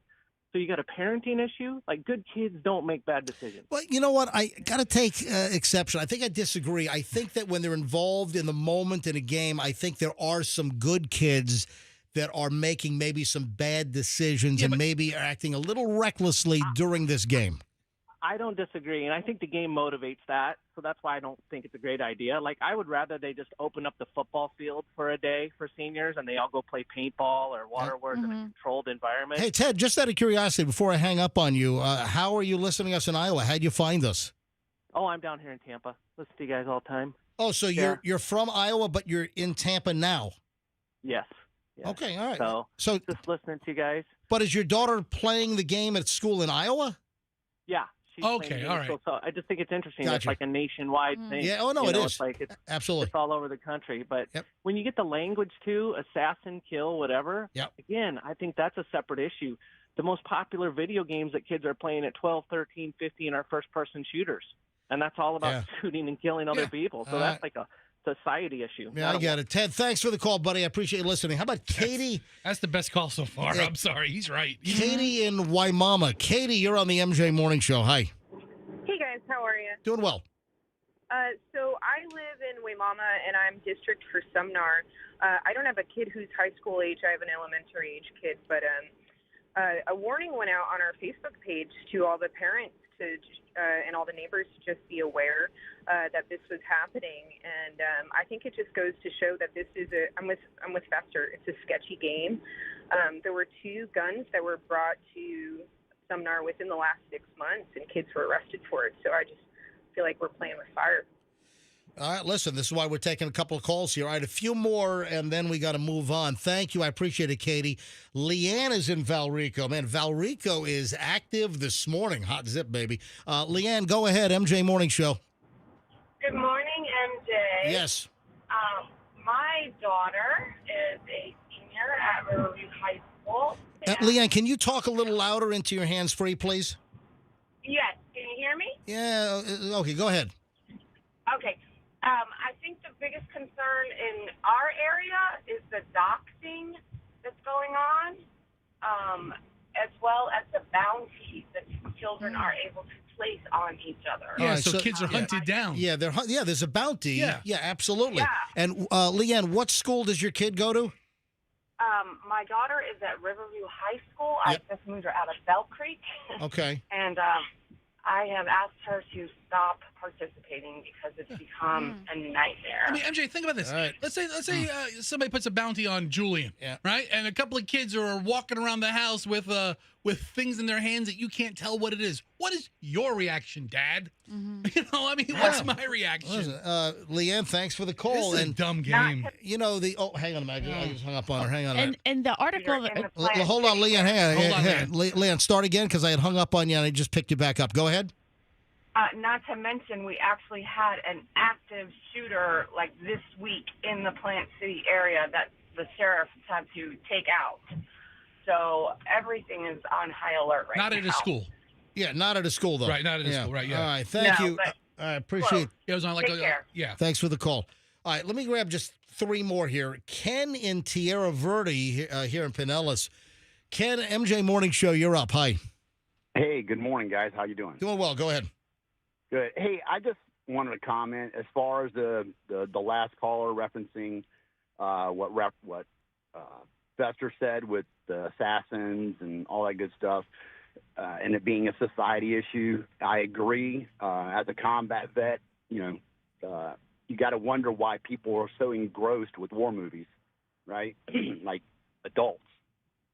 And so if adults can be so engrossed with going to the movies and watching, war footage, why is it so odd that young boys, girls too, but why they follow that same? Well, listen, I'm not really bothered by a water gun fight. It's just you got to do it carefully. You got to do it smartly. You can't have a water gun that looks like a real gun and you're running through a school or a shopping center or a supermarket. Because in this day and age, with some of the insanity that we've had, the incident with the sheriff's office out in Brandon where the maniac is walking down the road in body armor and he has a rifle that he had to be neutralized. He was ordered to drop the gun. You've got the FSU situation. With real serious events, and then you have people running around, and you just don't want that to be mistaken for a real gun and to have some danger. Ken, thank you. Yeah, okay, Ken. All right, quickly, I'll do Stephanie and Cheryl, and then we got to move on. Stephanie in Lakeland. Stephanie, you're on the MJ Morning Show. Hi. Hi, good morning. Yes. I think it's all just a harmless, fun senior prank. I mean, seniors do stupid stuff years ago. It's nothing harmless in my eyes. My son attends Mulberry High School. Yep. He actually participated in the senior assassin, and they had a bounty on him, had his location on. That's a rule. You have to have your location on your phone so they know where you're at. Yeah. We were in Joseph A. Banks trying on a tux for prom, and one of the kids actually came in and got him inside the store. Wait, he's hit him with water. He squirted him while he was trying on a tux? Yes, he did. What did the employees at Joseph A. Banks, what did they do?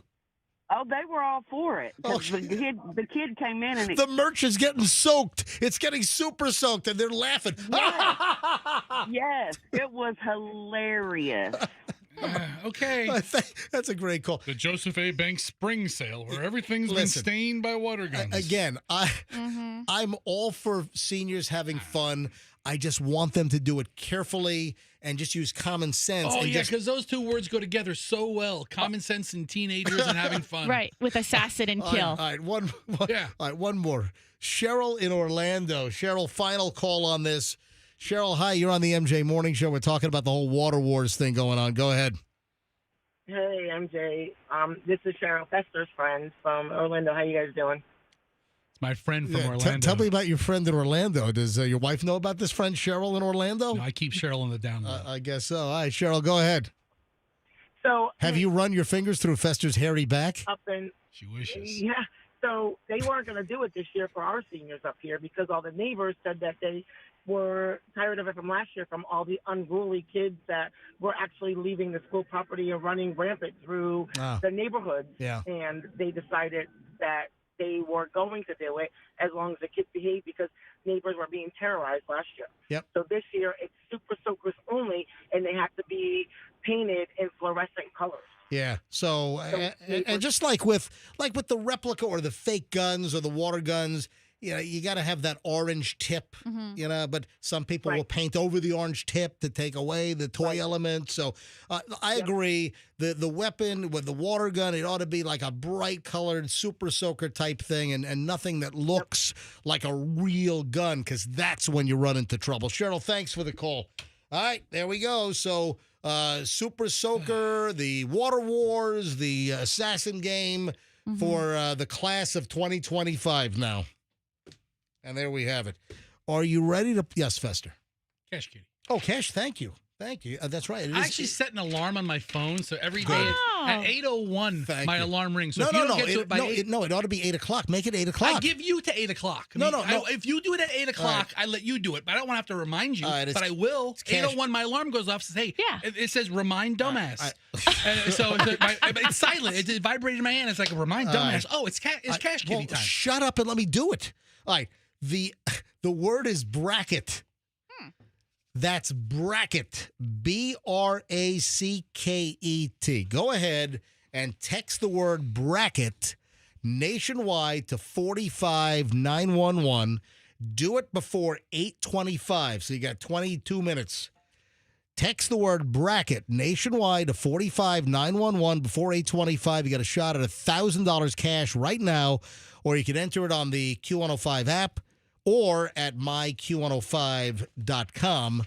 So the word is bracket, and the text line is 45911. Text it right now, and you could be the next $1,000 winner.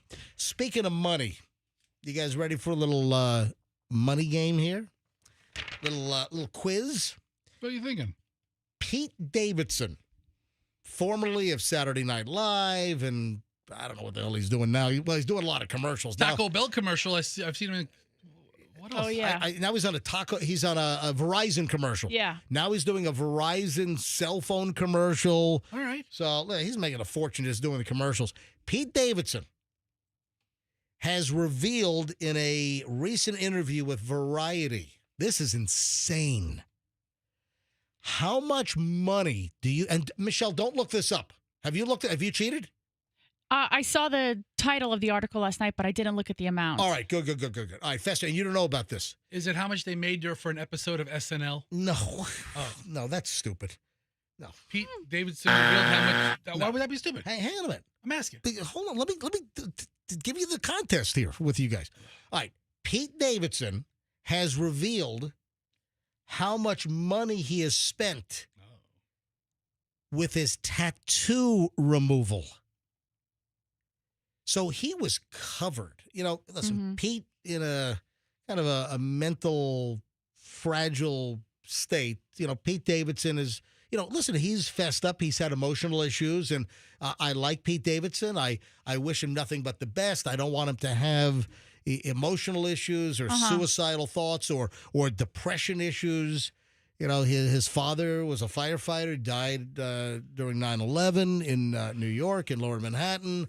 And, Pete's had some trying times. He's had some emotional issues and depression. Okay. He tatted his whole body up. Yeah.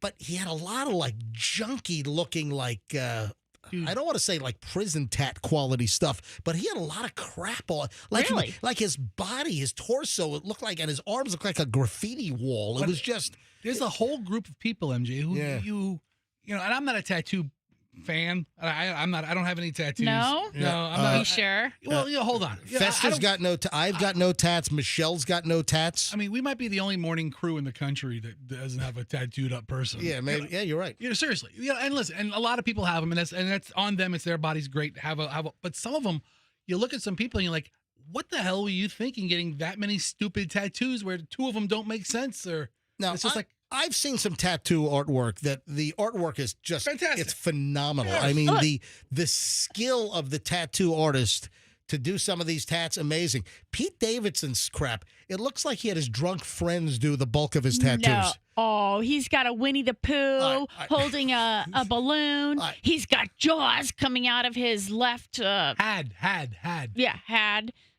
Jaws coming out over there on the left boobie. Oh, he's got the planets on his arm. They're kind of in alignment. It's literally like a Where's Waldo on his body. Well, here's the story. So Pete has decided to remove the tattoos. We've mentioned this numerous times over the last year, I think. Mm-hmm. So he's been undergoing for quite some time tattoo removal, regretting all of the tats that he had all over his arms, his body. And he did an interview with Variety, which just came out a couple of days ago. Do you know how much money he claims that he has spent already? And I guess he's only 30% done. According to his estimates, he's only had 30% of the tattoos removed from his body. And here's a picture of Pete Davidson shirtless. And a lot of this is just like stick art. I mean, it's some of the tattoos are really crappy looking. A bad tattoo of Megamind. It looks like somebody in a ski mask. Just some awful stuff. It's terrible. He has Ruth Bader Ginsburg on his shoulder with a crown on her head. Does he really? Yeah, yes, on his right shoulder. Oh, it RBG is right there. Listen, rest in peace, Ruth. Yeah, Ruthie. Does she want to be on Pete's body? I don't know. All right, so Pete Davidson has admitted that he's only had 30% of the tattoos removed. Do you know how much money he has spent so far? He revealed this to Variety magazine. Fester, you fire it off. How much money do you think Pete Davidson has spent having tattoos removed, and he's only 30% done? Dude, I have no idea how much this stuff costs. I know it's not inexpensive. Take a freaking guess. I don't know, $25,000? No, that's too low. $89,000. Did you say what? $89,000. That is wrong. Too low. $100,000? Wrong. Too low. $233,000. What? $233,000. Oh, man, you're getting close, but wrong. Oh, no, I'm sorry. Wait, No, you're over. Oh. 233. That's too high. Yeah. How much was it? 200. Wow. But that's only 30%. Pete, that's the point I'm trying to make. Does he not get like a frequent customer discount or something? Pete Davidson has spent $200,000 removing only 30% of the tattoos. That means if you do a little extrapolation here, that he's got another $400,000, $450,000, $475,000. Yeah. For the remaining 70%. So he might be, listen to this, he might be $700,000 or $600,000 and change in on having all of the tattoos removed. That is a freak load of money. When does the tattoo removal person say, you know what, Pete, I'm just going to throw this one in? Yeah, really. Like when do you get like some kind of a discount? You're a good customer. I'm sorry. Go ahead. Remember when we went to Virginia Beach last year? I think it was last year, and our visit coincided with a big tattoo convention. Oh yeah. And I sat next to a really nice gentleman, but he happened to be completely like tatted up as well. That's right. So was that the flight from Tampa to Norfolk? Yes. Yep. And it was interesting because he still had some tattoos, but there was one arm, maybe I can't remember if it was both arms, complete green, right? Like just solid. Like a sleeve. And he explained it to me. He was like, yes, he's done with the tattoo artwork. He's tired of looking at the artwork that was there.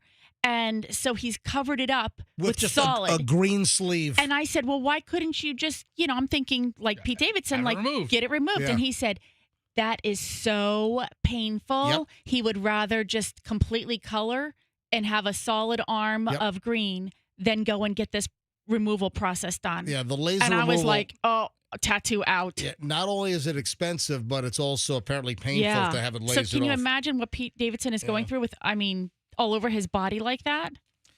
Just knock me out. Yeah. Just- You know what? I Put bet me they under. do. I bet they do. That's a good point. Let me be comatose and just zap away. Hey, I got an email from our buddy RJ in Canada. He is mailing a box of Canadian Froot Loops. Yes. So with the whole story earlier in the week about the FDA pushing for the phase out of a lot of the food dyes that give a lot of our well-known foods and drink color. So the FDA is pushing to get rid of some of the blues, some of the reds, some of the yellows, because a lot of these dyes, they're derived from petroleum, from oil. And we got into the discussion about which products, and it was like the flaming Cheetos, the bright orangey reddy. Anything that's really bright red, most likely in the package, is using this material. Right. So it's going to be among the dyes that are going to be phased out. So the blue that's in one of the Mountain Dews, was it something? Baja Blast Blue. The Baja Blast Blue is not going to be an accepted color. Get a big ice cold cup of that delicious petroleum product. A bunch of the Taste the Rainbow Skittles are using some of the dyes that are going to be banned, and also Froot Loops. So, and then we got into the discussion how if you go to Canada and you get a box of Froot Loops, the Froot Loops are like half the vibrancy. The colors are totally muted next to American Froot Loops.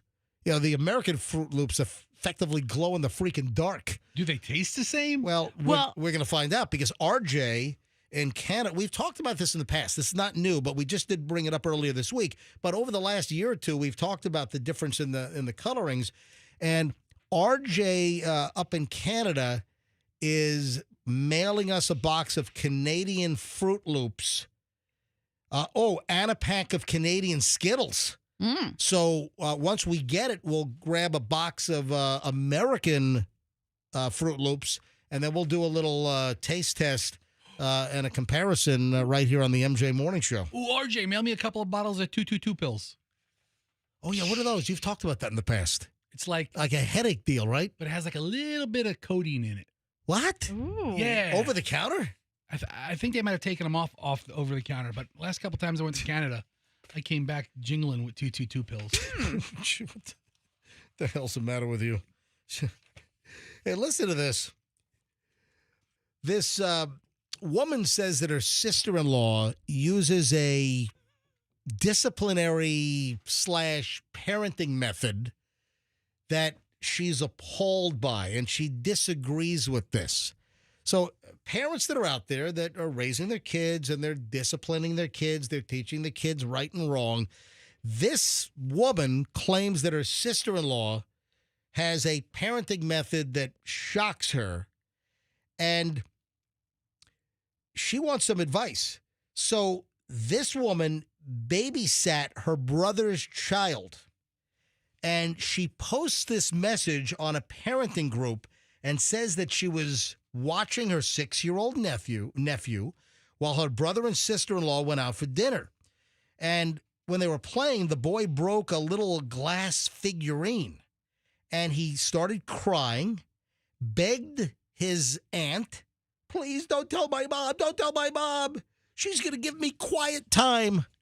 So the aunt, the sister-in-law, is curious and says, hey, what does that mean? What is quiet time? And the 6-year-old explains that when he misbehaves, he's made to kneel facing a wall for an hour and sometimes longer if he cries or moves. And if he speaks, more time. Oh, man. Oh. Yeah. Michelle, would you like to have first crack at this? For an hour? Yeah. And remind me again how old you said? You move, you get extra time in the box. How old is the child? In the shoe. The kid is 6. No, that's inappropriate. You think it's child abuse? It's abusive. Yeah. Making somebody stand for that amount of time. No, I think kneel. that. Kneel. I'm sorry. Kneel. Kneel against the wall. But I'll tell you what. When I saw this story, so I don't think that's a great punishment method. I think there's a better way to do it. But when I saw this story, this brought back memories. And I distinctly remember this is back in, I think, kindergarten, first, and maybe second grade, that I had some teachers that made the misbehaving kids stand in the freaking corner. Mm-hmm. I've seen that. But for how long? I think it was like 10, 15 minutes. Okay, well, if they were 10 or 15. Yeah. First of all, standing and not putting pressure on limbs like kneeling. Yeah. I could stand for 15 minutes. I don't think that's accepted anymore. I don't think kindergarten, first, and second grade teachers, I don't think they're allowed to make kids stand in the corner and face the wall. Dude, my vice principal had a paddle with more holes drilled in it. Ooh. There's a lot of things teachers used to do. Well, I've told the refrigerator box story. That wouldn't. My first grade teacher, Mrs. Galateria. Seriously, Mrs. I'm sure she's not alive anymore. My first grade teacher at the George W. Miller Elementary School at 50 Blauvelt Road in Nanuet, New York. First grade teacher was Mrs. Galateria, and she got a new refrigerator. I think it was a Kenmore. A Sears Kenmore refrigerator. This is like 1972, 73 or something. So I'm in first grade, little schnit in first grade. And the husband brought the refrigerator box to the first grade classroom. And we had this huge refrigerator box set up. And it was the isolation booth. If you misbehaved, Mrs. Galateria put you in the isolation booth. They cut a little door, and he put like a string through it, so it was a little handle, and you could open up the cardboard door, and you had to be isolated in the refrigerator box in the classroom. But for how long? It was like 15 minutes. It was like 10 or 15. But listen to this. What happens when you have a box set up for little kids?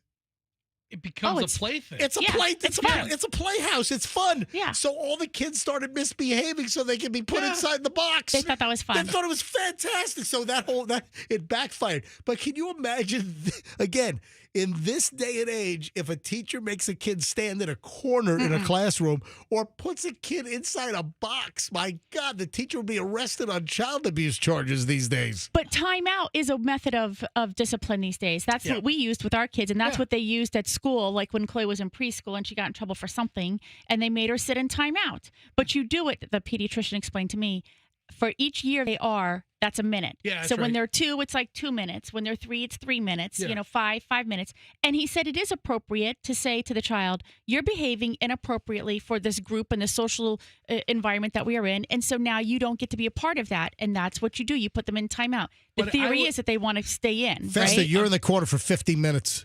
I'm bringing a snack. All right. So one time I was out with my family. Right.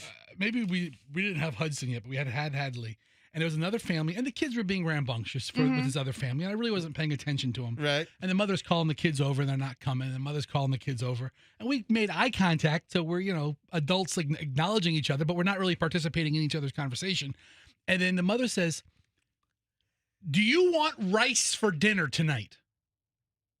And I'm like, I kind of let it go. And she goes, do you want rice tonight? Do you want a serving of rice? So was that a punishment? And I looked instead of a better. No. Listen. Listen. Okay. I'm chuckling, because she's saying it loud, and other people in the restaurant are looking, and and I'm a big radio star, so I don't need to be associated with this lady feeding her kids rice. Oh yeah, you're a huge radio star. I'm like, physically, I might be the 350 pounds of radio star. Actually, in the top 3. Anyway, she looked. Then after she says rice, she kind of looked at me sheepishly, and I go, I have to admit, I love a good bowl of rice for dinner. And she's like, oh, no, I'm not talking about a bowl of rice. Yeah. He kneels down in rice. Oh, my God. Really? And so uncooked. Uncooked rice. Hard uncooked rice. They put it on their floor. And when you said the kid kneeling, I was like, my God. It brought back the memory of this lady saying she makes her kids kneel for a couple of minutes in rice. So then that's like some kind of punishment out of some kind of crazy Texas sect where they're not giving the kids measles vaccines or something. That's some punishment straight out of like some prison camp in Southeast Asia. I don't know, man. Wait, Fester, how do you like her code? How she said it in aloud in public, but not you're going to kneel in rice. She says, do you want rice for dinner? Which was code for I'm going to punish you by making you kneel in rice. Wow. So of course, like a dumbass, I was like, then I think, you know what? That's better than would you like roofing nails for dinner? Well, in the moment, I'm thinking, right? Would you like glass shards for dinner? Okay, but in the moment, I'm thinking to myself, a grain of rice, a couple, I can't hurt. So I went home and tried it. Oh, dude. No, it was excruciating pain. Tell you and I'm what. like, oh my God. And I told my wife, I go, I should probably call protect. Then the woman's gone. I never saw her again. Right. But at the moment, I didn't think it was that bad. Because just ask Michelle, if someone says to me, you want rice for dinner?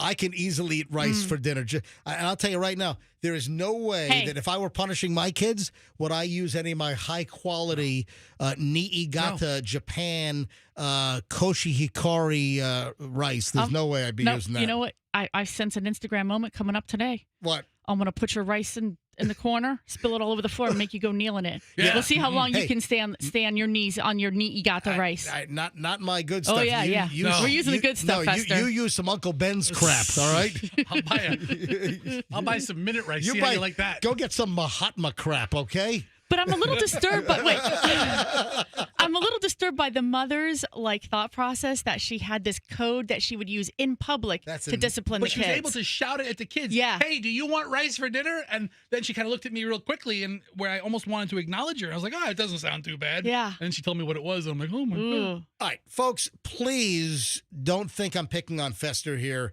Fester's brought up his own weight at least twice on this morning show. I brought up my own weight, 30 pounds this year already. You have 30? Really? You have 30? So Fester always brings up his weight himself. I saw this. I just started cracking up last night. I saw one of the Dear Abby stories online. And the whole column Dear Abby is still being done by, I think, daughter of Dear Abby, whatever. It's actually being done in the Philippines now. They outsourced. It's outsourced. It's done from a call center in outside of Manila. All right, so here's the deal. Listen to this. And I just laughed. Dear Abby, I want my fat son-in-law to stop sitting in my chairs. Dude, I completely relate to that. So the problem is that I guess the heavy, fat, overweight son-in-laws wrecking the chairs. Oh. So how fat is the fat son-in-law? Listen to this. Let me read the story. Dear Abby, I have a set of Chippendale-style dining chairs that are more than 100 years old. Yep. They are of sentimental value to me because I grew up with them. Recently, at considerable expense, I had them repaired and reupholstered. My husband's son-in-law, Isaac, whom I love very much, weighs between 450 and 500 pounds. That's a big boy. When the family is dining, he uses one of the chairs. They're not intended to hold such weight. My husband and I agree that we should buy a heavy-duty chair that can accommodate Isaac's weight. Yeah, I mean, you need to go to a welder and just have like a steel frame put together. then just put like a tufted pillow on top of it or something. However, I don't know how to convey to Isaac that the new chair is for him without causing offense or hurt feelings. Do you have a suggestion? Oh, I've got a couple of suggestions. Oh, so can you imagine the 450, 500-pound son-in-law? He's sitting on these dainty Chippendale 100-year-old antique chairs. They're probably, the legs are probably splitting. Fester, does that chair look comfortable to you? You know what? It doesn't, but this is the kind of I had to look up what a Chippendale chair is. I didn't know when you first said it, but these are the traditional chairs that you think of in maybe a formal dining room, right? You know, if you had, if we sat in chairs similar to this for dinner on Easter, It's like an antique, nice looking, but it is somewhat of a dainty looking chair. And Fester brought up some images on Google, and some of the Chippendale chairs have arms, some don't. I don't see how the guy could, at 450 or 500 pounds, if the chairs have arms, he'd snap those arms off like a pretzel stick, you know? Fester, has anything like this ever happened to you? I'll tell you what, has someone ever suggested you shouldn't sit somewhere? No. Well, Fester sat down on one of those, remember the Walmart lawn and garden chair in our lobby? The Adirondack chairs. Yeah. Remember those Adirondack chairs that are like molded plastic and they look so comfortable? Oh, I thought you were talking about the heavy-duty wooden Adirondack No, chair. the molded plastic ones that sell for like $20 in front of like Bed Bath & Beyond or something, or Home Depot or those Lowe's. Kind of yeah. It has a 225-pound weight limit. If you flip it over, it says like 220. Maybe some of them are 250. Yeah. Really? And cannot accommodate 50% of America. Do you remember we had to go to Sebring for something? We were at probably Sebring. A CD signing. It was probably an MJ Morning Show, MJ and BJ CD signing. We're all down, and they put us in these Adirondack chairs, and I busted ass. Just snapped the leg straight out the back. Hold on, you broke one in the Clear Channel lobby on Gandy. I have broken every piece of lawn furniture, plastic molded lawn furniture I've ever sat. I remember you sat down and the legs just folded. They did the splits. It turned to dust. And this is still one of may she rest in peace. But Joanne was one of the business office people at the old J-Core and Clear Channel. And somehow she was responsible for decorating the lobby. For years, we had $5.88 Walmart Garden Center plastic chairs. White plastic. The white plastic ones. I swear, they were $5.88 at one point at Walmart. And those were those stackable white chairs. And Fester sat in one. And all four legs went in different directions and split and snapped the plastic legs off. And then you flip it over and it had like weight limit of, what was it? 200 pounds? Maybe 180 pounds. Whatever I don't it know. was. And here Fester's like 350 and just legs like just snapped off like a twig. Yeah. So, yeah, I mean, listen, here's the thing about fat people or people with any obvious thing going on. If you bring something up to them, it's not a shock. Yeah, that's what I'm thinking. It's probably uncomfortable for him too. Right. He's probably holding his breath, praying he doesn't turn that chair into splinters. So I'm thinking if it's already something maybe known, and they just said, Fester, we think you might be a little more comfortable if you sat in this chair. And it was a chair that accommodated not just his weight, but his size and made him feel more comfortable. My mother-in-law has a fat chair. Yeah. We go to my mother-in-law's house. She has a fat chair. Move it along. Yeah, we know. All right, Michelle. Yeah. You're going to want to comment on this. I am. A young woman, Sarah Button, goes to get waxed. Sarah Button is 27 years old. She goes to get a Brazilian. After she gets the Brazilian, what do you call the person that applies the waxer? Yeah, is it the waxer? Is it an anesthetician? It could be an anesthetician. All right. So the waxer, apparently after waxing and giving Sarah Button a Brazilian, and that's where you turn it all bare down there. Is it?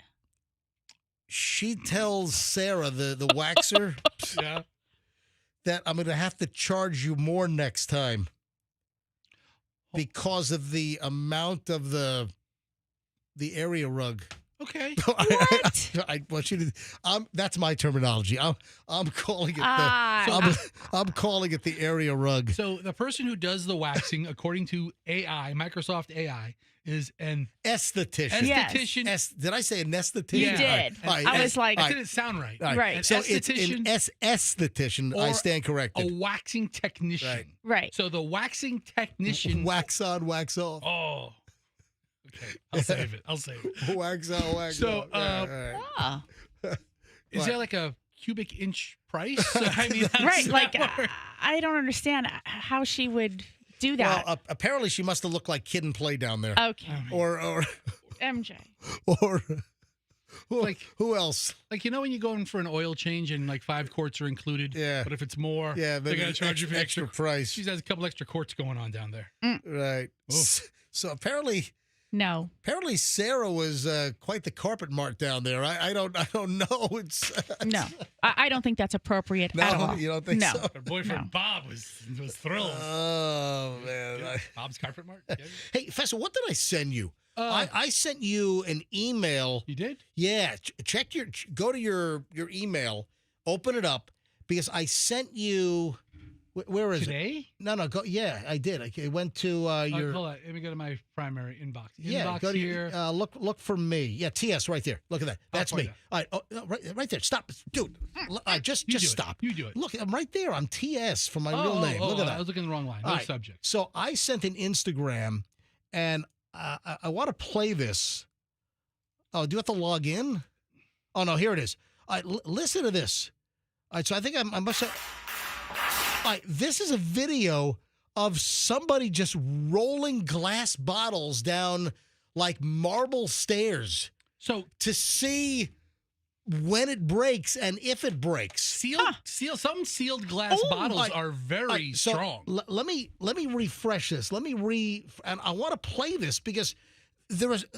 So this, I'm trying to count the steps. There must be 20 steps. And it's a white marble stair, and they're just rolling the bottles down the stairs. All right, so hang on. Let me refresh this and take the audio off. And hang on here. Listen. Look at this. This is a bottle of white wine, it looks like. It went all the way down and that 2 steps. That one broke. This is a jar of... What was that? Like those pepperoncinis or something? Yeah, that didn't break. And that just smashed to bits. That looks like a bottle of Stoli. A bottle of Stoli vodka smashed halfway down. Oh, there's a bottle of champagne blew up on the first step. There's a jar of like jelly beans and a pickle. There's a big glass Coke bottle busted after the first step. Wow. Oh, look at that. The first... They're just rolling glass bottles in jars. And some jars make it to the bottom. Oh, yeah. There's like 15 steps. Oh, that was that Iron Mountain seltzer bottle, it looked like. Oh, Stone Mountain, you know that green that bottle? Green water bottle. Yeah, they do still and sparkling. I see it in the supermarket. That broke on the first step. Wow. But there was a bottle of like white wine. It rolled down like 15 white marble steps and didn't even bust. Wow. I mean, the crap that's online, folks. I mean, what the there is so much garbage. And you know what? I couldn't look away. I could not watch it. It's kind of fascinating. I could not look away. What's the matter with me? Hey, I sent you a video. You said you couldn't open it up. Yeah, what was that? All right, so... Yeah, Fester sent me in Fester's prep last night. He's like, you got to get a hold of this. All right, so this video... Hold on. It says, holy crap, watch this video. You have to buy one of these. And I don't know what it is because I couldn't even open it up. Okay. What is it? This is at Costco right now. Costco has this item. All right, go ahead. Give me audio. I'm trying. All right, give me audio. I'm trying. Is there audio? I don't know. All right, look. Maybe there's no audio. Look, it's a Plinko board. Oh, jeez, I don't know. This is a dead-ass, real-looking, Price is Right Plinko board. For sale? It's like $100. Costco is selling a home Plinko board from The Price is Right? Yes. and it's like $95. So go buy one for the studio. Oh, I don't want one, but I think you would want one. I want one. Imagine all the fun pricing games we can have live in the studio with our own Plinko board. Michelle, come on down. Here are the top finds at Costco for April 23rd. Let's jump into it. New at Costco, the Price is Right Plinko. Price is Right gameplay with over 100 products to price. Built-in lights, sounds, and music. 42 inches tall. Comes with 20 Plinko chips and easily folds for storage. Indoor and outdoor use, $94.99. How awesome is that? They are selling a $95 home Plinko board from The Price is Right at Costco right now. Go get one today. Yeah, with lights. With lights and, ideas of things to price. It sounds like an awesome game. I want it to come with the little skinny Bob Barker microphone, too. The little car antenna microphone. We could probably arrange that. Oh, my God. As soon as I saw it, I thought of you. I'm like, ooh, I know one person who wants this. I wonder, does it make sounds as well? I imagine. It said it. I think it said it lights up and everything, right? I want it to say a new car. That's what I wanted to say. All right, I'm not spending $100 on that damn thing. It comes with a little mini Rod Roddy. A little Bob Barker and a little Drew Carey. And it has a dog with no nuts. Oh, man. All right, I saw this from Orlando newsletter. Oh, because get your pet spayed or neutered? Oh, I get it. Hey, listen. I saw this from the Orlando Sentinel last night. Orlando's really trying to steal the Rays away from Tampa Bay.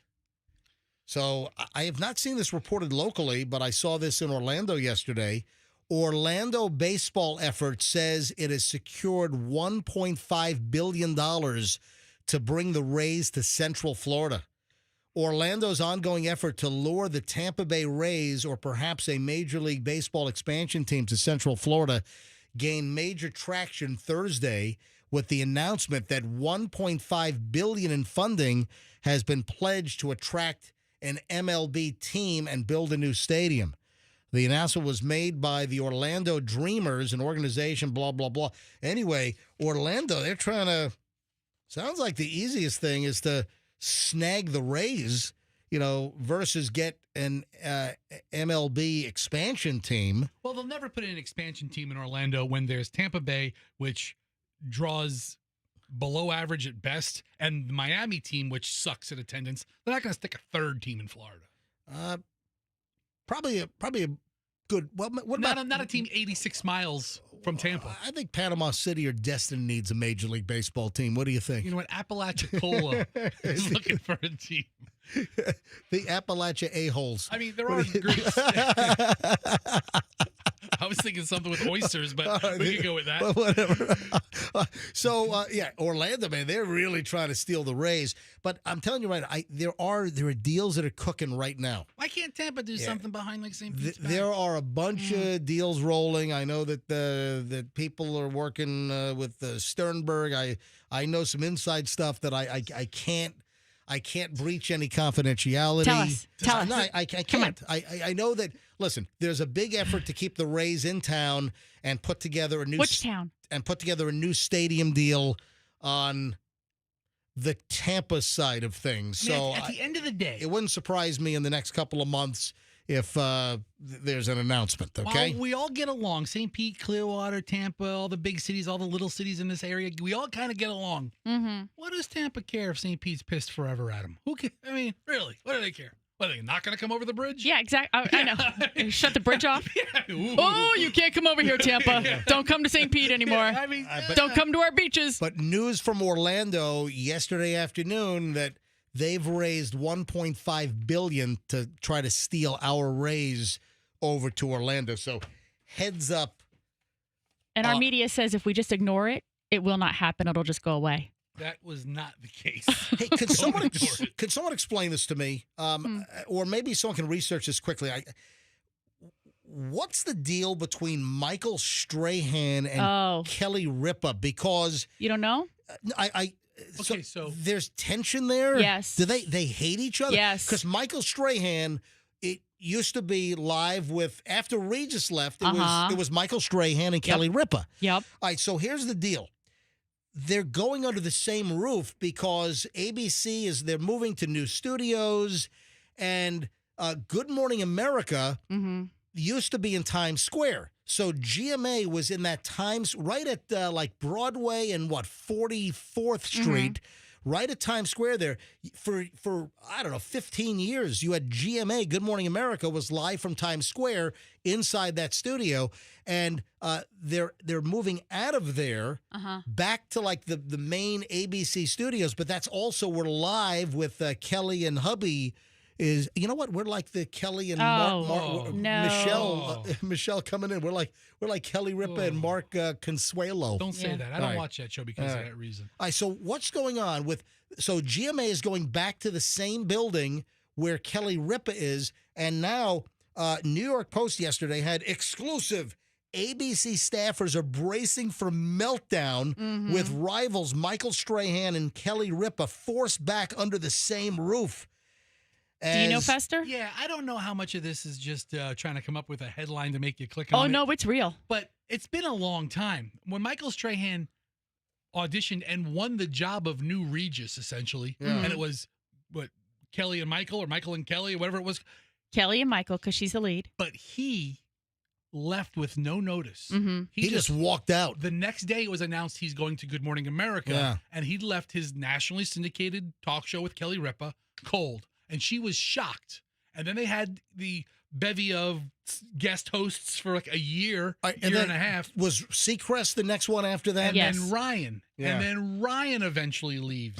And it was just, Kelly always gets jilted by something that's hers. Well, she was particularly perturbed with the Michael Strahan thing because she feels like she brought him along, right? Like he wasn't really in media until his first gig out of the NFL. She helped make that tooth gap famous. She did. She kind of showed him you the know ropes. What? She's so small.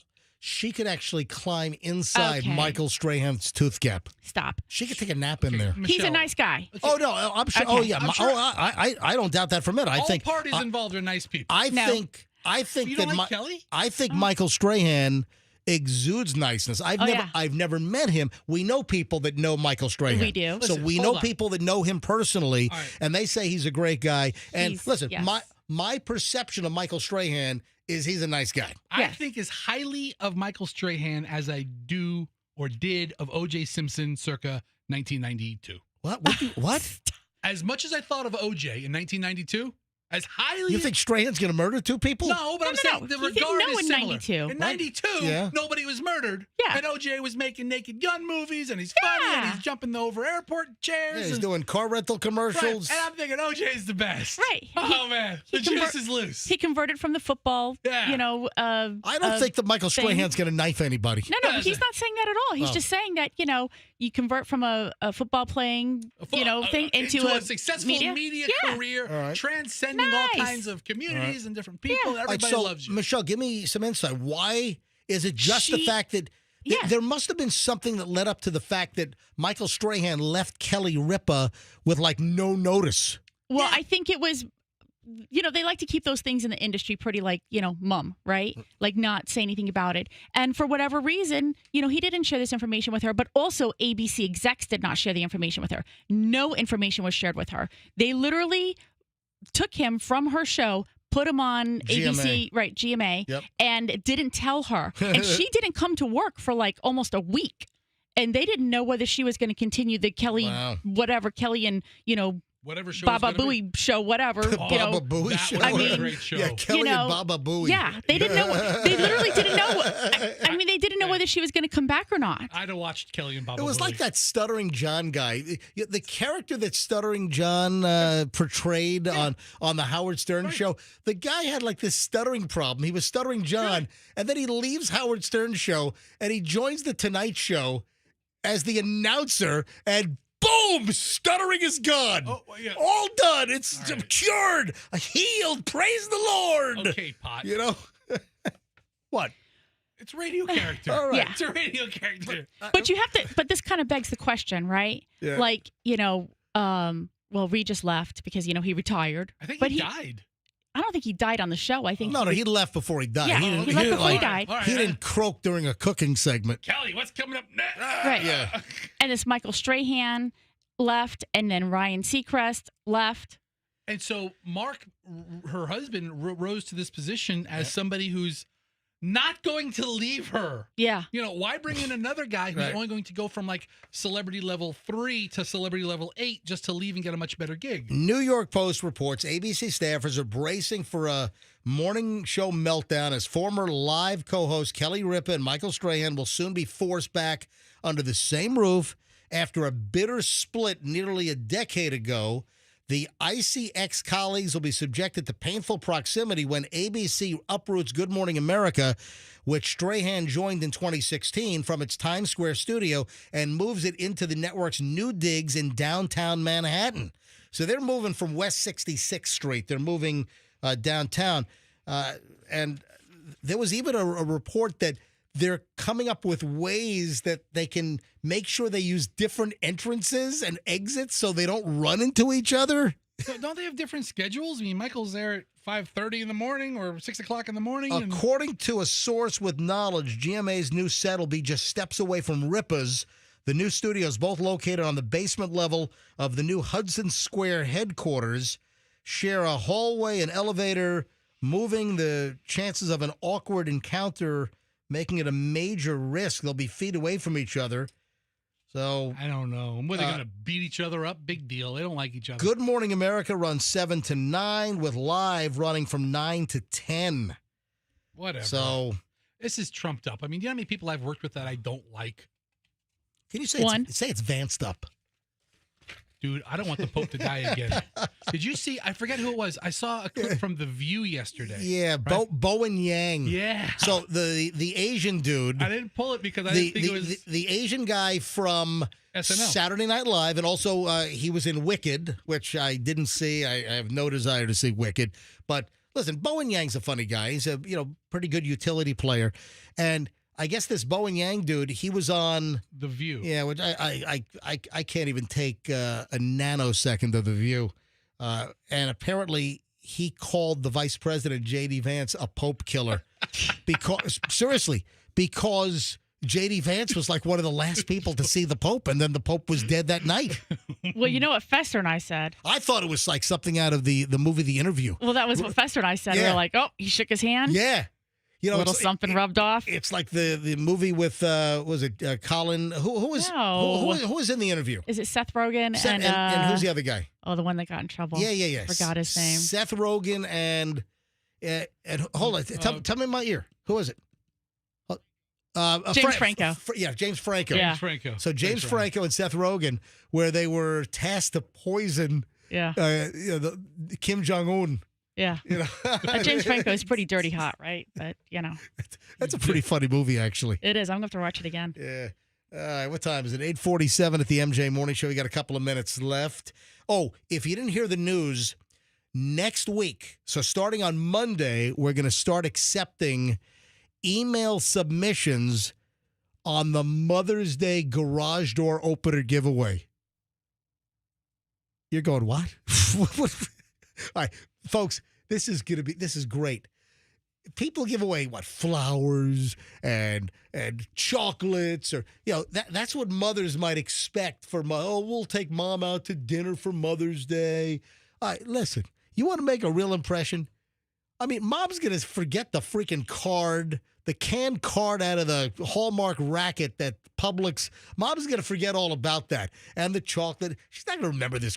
You know what mom will remember? If mom wins a garage door opener. Yes. All right. So this is great. Starting next week, on Monday, we're going to start taking email submissions. And it could be a kid. It could be a husband.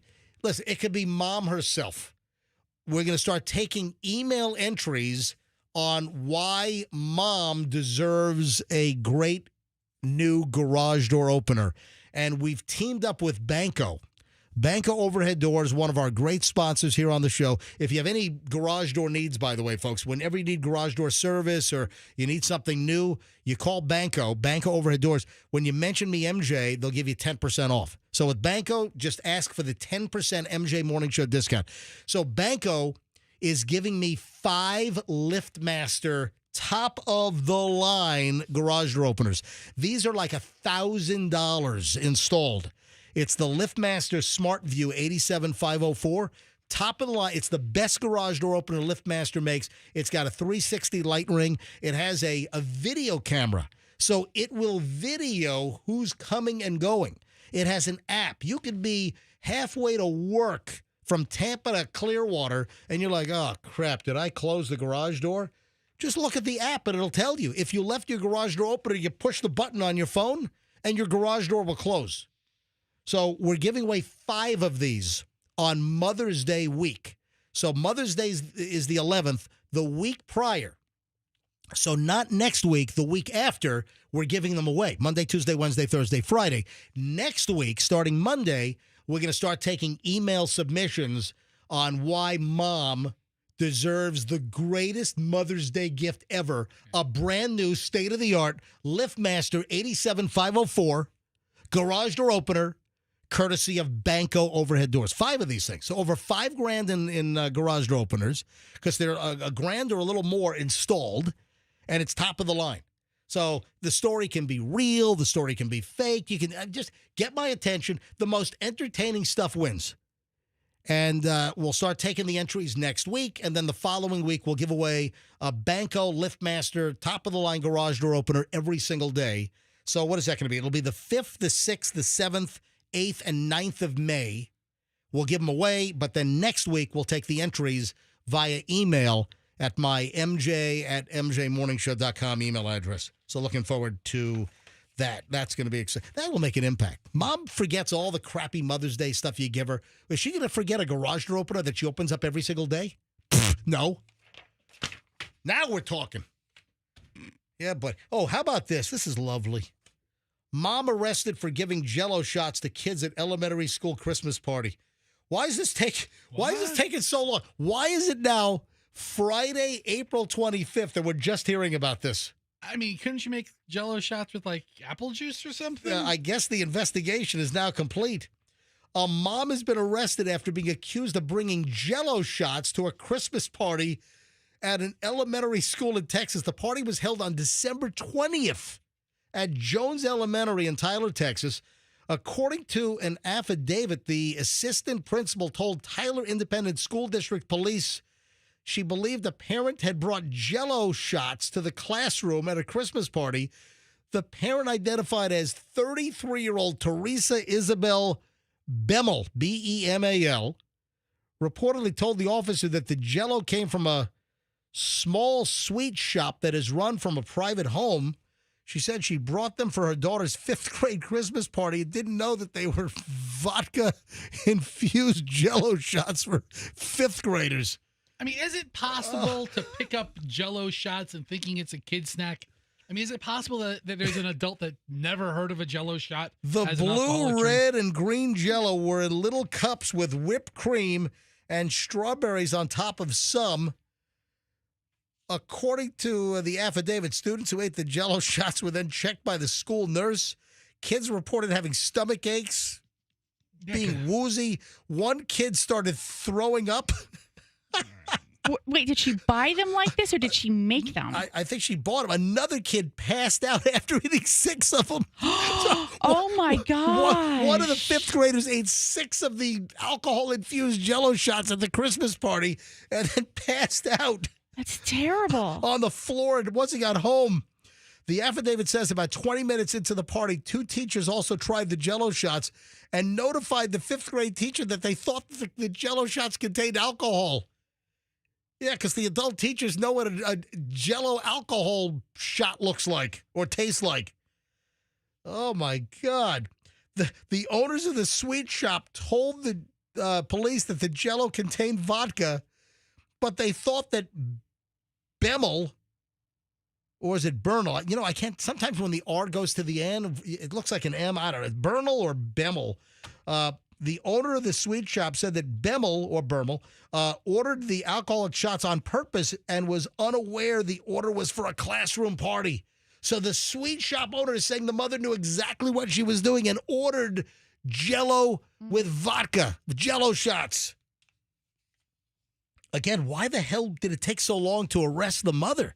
The damn Christmas party was on December 20th, and the mother was just arrested earlier this week. I mean, police investigations sometimes take some time, and it's been 3.5 months. Can you imagine? You got kids puking, kids fainting, passing out. One kid ate 6 of the damn things, a full 5th grader. That sounds like a party. Drunk off his butt. All right. That sounds like a good flipping time. Hey, do you have any thoughts on the valet problem at the hospital? Did you see that? Yeah, man. Yeah, all right, hold on to that thought. It's, 8:54. We start the 9 o'clock hour next. We have just concluded over an hour and 20 minutes of nonstop MJ.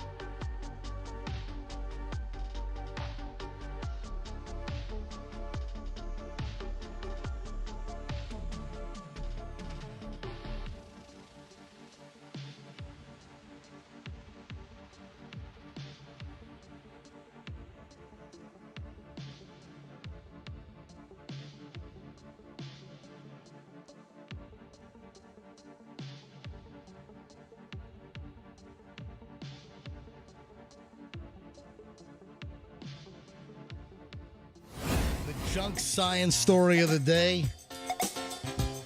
9:01 at the MJ Morning Show. MJ here, Fester, Michelle, the final hour of the week. Yeah, weekend ahead. Michelle, do we have any plans? I don't think we have anything. We have no dinners planned. We have nothing. This is like a wide open, just chill out, snuggle, watch some movies, get blasted on some wine, right? What are you talking about? What? Getting blasted at some wine? No, we don't. I'm joking around. We don't get blasted. We enjoy the nuances of delicious varietals. But we have no plans this weekend, right? We're gonna go for pancakes after this. No, we're not. Yeah, we're getting pizza. I'm not going for pancakes. Hold on. My carbs are going for pizza later We today. can do that tomorrow. No. Pizza. I don't want. I do not want Get pancakes. pancakes, and you can have like the egg omelet, Denver omelet. No, I'm not hungry. First of all, I'm not hungry now. Well, you can watch her eat. He always is like whenever we go for breakfast. That's what Chloe and Julian remember. You would just watch us eat. Let's get pizza because I'm not a breakfast person. I'm more of a lunch and a dinner. The problem is the places that serve great pancakes don't serve great pizza, and vice versa. Okay, thanks for that piece of brilliance. That's the problem. So and I'm hungry now. Let's get pancakes. All right, speaking of food. Yeah. This sounds like junk science to me. New research. When you think of meats, what is the healthy meat? When you think of meats, and of course, all the stories from years ago, limit your red meat consumption, not too much steak, not too much beef, etc. So, what was always the alternative? What is the healthy meat?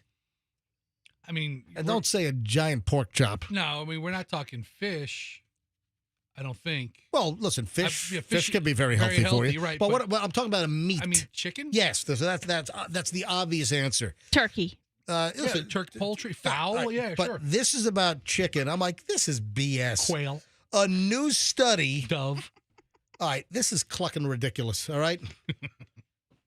A new study's out, and that eating this small amount of chicken every single week, the research says increases your risk of dying by 27%. Oh, great. So now it's chicken. Give me this is BS. I'm telling you right now.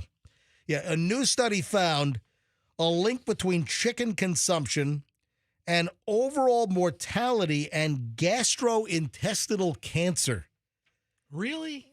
This sounds like absolute garbage. How much chicken do you have to eat? Yeah. 48 pounds a week? Italian researchers recently found that people who eat more than 300 grams of chicken per week, or just under 4 servings, are 27% more likely to die from any cause than those who eat less than 100 grams. Come on, what kind of crap? What science went into this? The science of we want you to eat more pasta. All right, so a serving of chicken is like 3 ounces. All right, 300 grams is how much? 3 to 4 ounces. No, give me grams. No, convert grams to ounces. Grams to ounces. Yeah, so 300 grams, type in 300 grams. There you go. 300 grams is 10.5 ounces of chicken, is 300 grams. Yeah. So they're saying if you eat more than 10.5 ounces of chicken a week, that your chances of dying from anything increases by 27%. This sounds like you exceed that. Oh, absolutely. I exceed that in one sitting. Well, because exactly. one of my protein go-tos is buying chicken thighs. I'll buy the whole tray of chicken thighs and I'll eat them over 3 days, but I'll cook my chicken thighs, in a Pyrex in the oven for, an hour or so. I'll take the skin off. I'll olive oil them. I'll salt and pepper, a little paprika. I'll put the skin back on top. I don't put any olive oil on the skin, just a little salt and pepper on the skin because the skin gets crispier if you don't olive oil that. At least that's what I find, at least in the baking process. But also with chicken thighs, and people have asked me for this, chicken thighs, don't be afraid to cook them at a high temp for a long time. So with chicken thighs, because of the fat content, you want your chicken thighs to cook to like an internal temp of like 200 to 210. And that's when your chicken thigh is going to be the best. So I do probably every other week, I'm going through a whole tray of like 10 chicken thighs over the course of probably 3 days for lunch. Yep, there goes your cancer risk. Well, I guess my chances of dying from anything is now 100. I'm going to die. I'm going to die. It's 100% chance I'm going to die. At some point. 100% chance. I don't know whether it's going to be on the way home today or whether it's going to... Oh. What? Could be. I'm with you. Stop. Well, you'd survive. I'd be ejected out over into the bay. Okay. All right. So, who knows whether I'm going to live to 88 like the Pope or, whether I'm going to kick it, tomorrow or in a couple of years. Who knows? I think you'll be fine if you just don't meet the vice president. Get out of here. Researchers at the National Institute of Gastroenterology in Italy collected data on the diets of 4,869 adults who tracked the health participants for 19 years, blah, blah, blah. I don't buy any of this. Of the 1,028 participants who died over the course of the study, white meat, poultry, accounted for about 41% of their weekly meat intake, with poultry consisting of 29% of that total. What is pork? Huh? Is pork the other white meat? Yeah. It is. Yeah, I guess so. Don't you remember that commercial? Yes, that's why. Yeah, that's why we said it. Yeah, that's why we said it. It didn't seem like you were really... Anyway, this is stupid. I don't believe this for a minute. Now, listen, look for healthy chicken. Try not to buy chicken that's injected with all kinds of antibiotics and growth hormones and dude, those hormones are and turpentine or whatever. Give me delicious hormones. Yeah, I think that's garbage. We don't know why the guy pulled the gun on the valet, do we? The valet must have taken a long flipping time. What happened? What happened? This is a crazy story. So, numerous cops respond to the Advent Health Hospital in Tampa. Is that up on?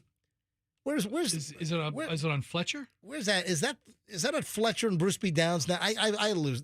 All these hospitals have changed names. The only one that hasn't changed names like St. Joe's and Tampa General. Those are like the only hospitals that I still know the damn names of because some of these hospitals seem like they're changing the name every other day. So wherever the hell Advent Health is in Tampa, whatever that hospital is now. I think it's Fletcher and BBD. And Bruce B. Downs. Yeah. So this happened yesterday, and apparently a visitor to the hospital pulled a gun on the valet parking guy.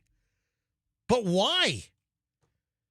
Remember Advent recently, they ran that ad campaign with that song that I really loved? if you're feeling good. Yeah, from the Bronze Radio reunion. Yeah, this thing. The visitor pulls a gun on the valet parking guy about 10:30 a.m. yesterday. That's not good at all.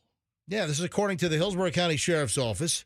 An alert was put out by Advent, and security personnel were then, I guess they put out like a code blue, code red, whatever their codes are. Those hospitals have all kinds of They color do. codes. Oh, they got the whole box of Crayola. Yeah. I heard a code cyan one time when I was at TGH. Dude, just avoid the code browns. There was a code fuchsia. Code brown is what? Somebody had explosive diarrhea or something? Like a turd on the floor or something. That's code brown. We have a code brown in the emergency room. Well, I've heard code blue, code red, code gray, I mean, my God, all the different colors. But we don't know why. A suspect was taken into custody. This, I guess it happened at the Life Hope Medical Offices building, which I guess is, right on the corner there. You got multiple buildings. So what do you think precipitated the visitor from pulling a gun on the valet parking? What did you think? The valet guy was a carjacker? Yeah, I've been to medical facilities before where you had no choice but to valet. Oh, I hate that. I don't do it. Yeah, I'm not a big fan of it. I park on the grass. I don't valet park. I don't want to valet park anywhere. Yeah, I'm not. You want to know what the codes are? What? If it's a code green, evacuation. Right. Well, I think there are different codes for different hospitals. Code, yeah. So what are you reading Why from? would you want to have different codes at different hospitals? All right, it seems like you would want to have it kind of standardized. It's not like sign language where it's universal amongst all speakers. Do you have a whole list of the color codes? Code yellow is missing patient. All right, so let's go down the whole list. So code green is what? Evacuation. Evacuation, code green. Code yellow is missing patient. Uh-huh. All right, well, like skipping out on their bill? Code blue. Yeah, that's like someone's like has flatlined. Well, so you know that. I know code. No, maybe it's different at a different hospital. No, code blue. No, they might change that. Code blue. No, you said it. Right, you said it's going to be different. Hospitals are all going to be different. Code blue is going to be the same, and that's like a patient that's flatlined, right? That's a code blue. Cardiac arrest. There you go. Cardiac arrest. Yeah. Yep. Code red. Clear. Code red is like what? Like a fire emergency or something? Mm-hmm. All right. Yeah. Next. Code orange. What? Disaster. Disaster? Like what? Like a chemical leak or something? Or, I mean, anything could be a disaster in a hospital. What's next? Code black. I don't know what is. Come on. Code black? Yeah. Just tell me. I don't know. Bomb threat. Oh, really? How would I know that code black is a bomb threat? You don't work there. I mean, you know a lot about a lot. All right, well, you know a lot about a lot. Give me another. What about code pink? Is there a code pink? Yeah. What is it? Pediatrics. Oh, for kids? Yeah. A pediatric? Yeah. All right, next. That's it. That's it? Yeah, that's all I have. No other colors?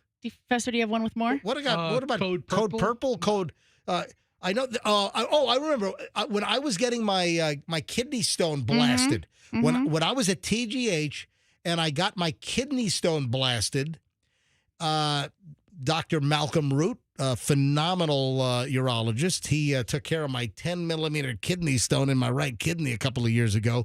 And while I was getting prepped, I heard a code gray go out. Code gray. And I'm like, what the hell is code gray? So I looked it up, and apparently it's a combative patient. And it was you. Yeah. Code gray is a combative patient. You heard them call out you. I was not combative. Code gray.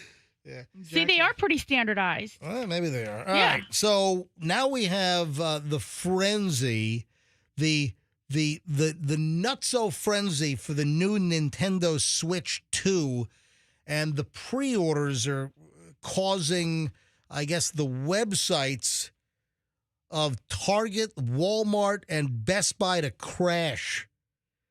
America's biggest retail stores struggled to keep up with demand as everyone flocked yesterday, I guess, for the Nintendo Switch 2 pre-sale. And the original date was delayed because of the tariffs. So I remember seeing the story a couple of weeks ago that because of the tariff threat, that Nintendo was putting the sale of the Nintendo 2 Switches on hold because they didn't know what the tariff was going to be. So I guess now they're off hold. I still don't know. We don't have a tariff resolution really. But apparently there were problems with the Target website, problems with the Walmart website, the Best Buy website, as everyone was trying to rush to buy this thing.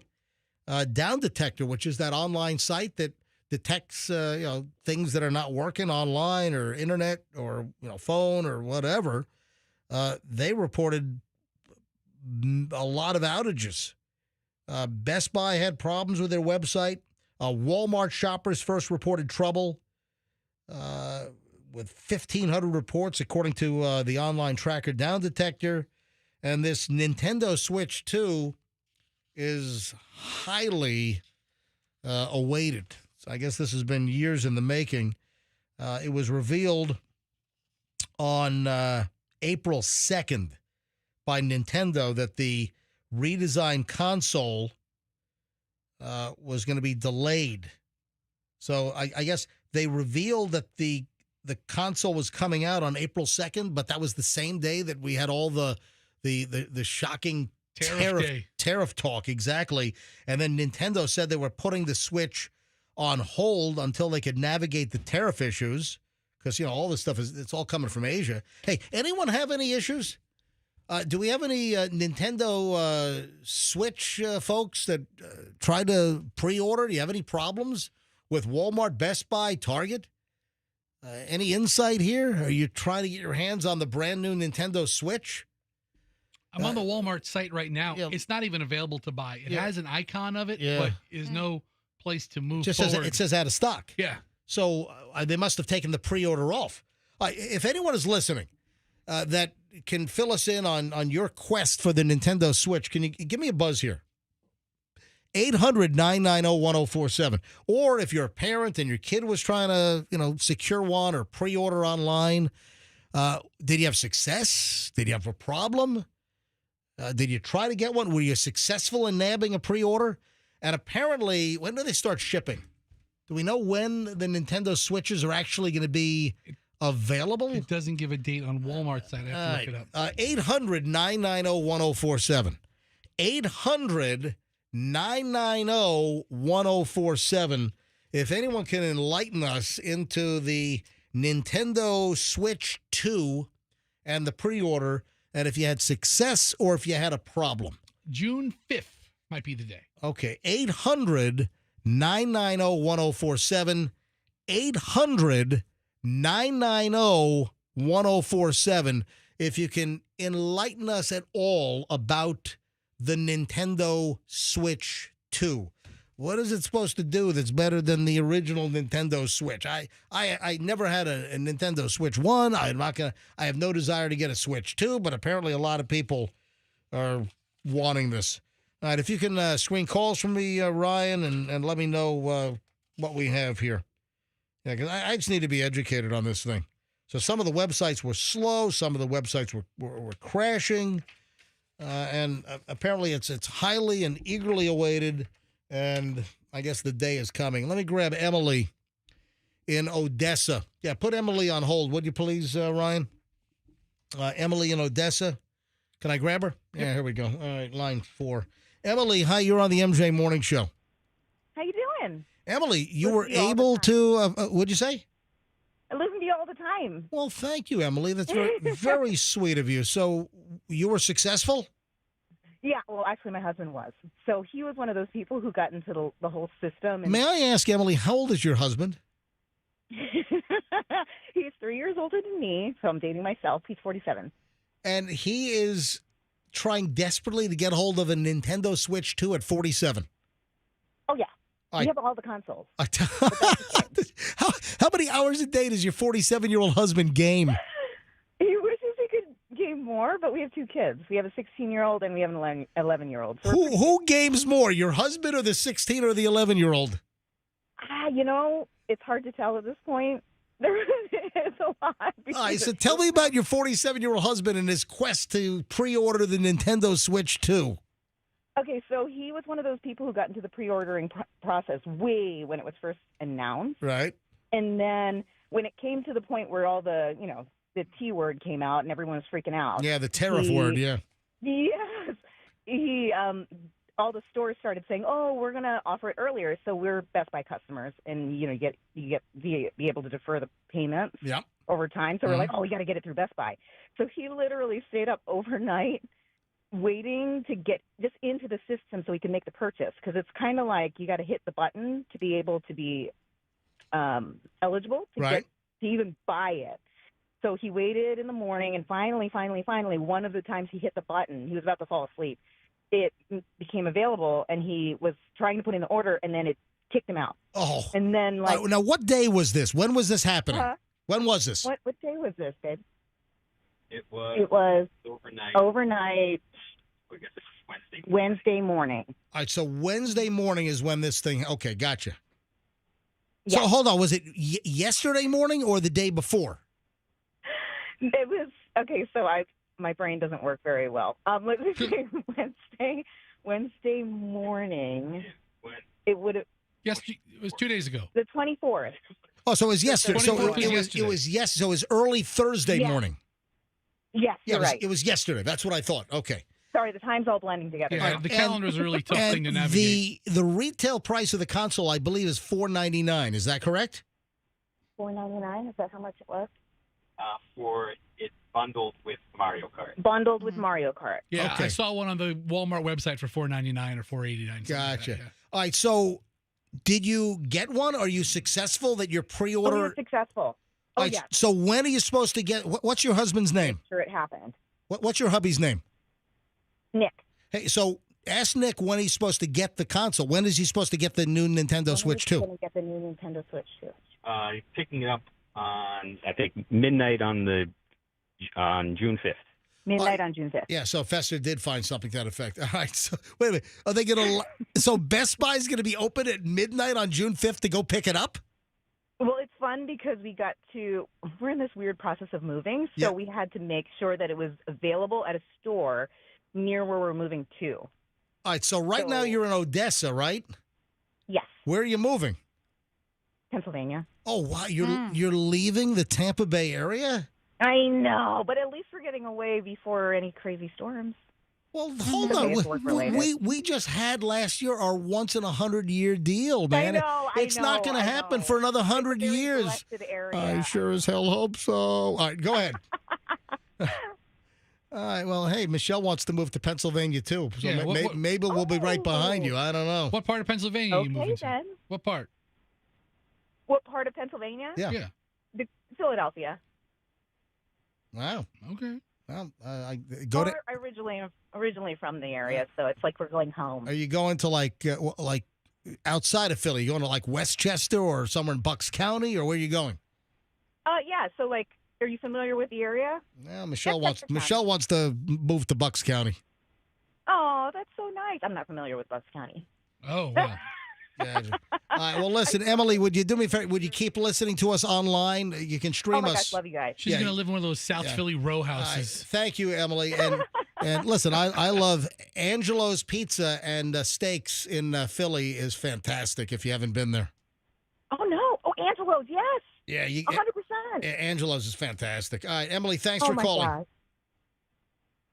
Have a good day. Appreciate it. All right, let me grab Dave here quickly. I'm running a little late. Dave is in Valrico. Dave, you're on the MJ Morning Show. Hi. Hey, how you doing today? Doing well. Did you get a Switch? No, but just a little insight. More than half these people that are clamoring are just going straight to eBay because all the new consoles, all the new video cards for PCs, they all go to eBay and they dump them up there for more than twice the price. Yeah, so all the people that are trying like hell to get the pre-order, they don't want it. They're just going to try to resell it and double their money on eBay. At least half of them. Gotcha. He's right. That's Thanks, right. Dave. I appreciate it. All right. Okay. I'm looking at eBay right now. Yep. It says, read the description. Yep. Important disclosure. Tell me what this means. Yep. You are purchasing a black and white printed picture of a Nintendo Switch 2. No returns, no refunds. They're just selling a picture? How much is it? $499.99. Someone's trying to sell a black and white picture of the Nintendo for $499. Yeah. Oh, my God. All right, 9:24 at the MJ Morning Show. The final chunk on a Friday. The last segment is next.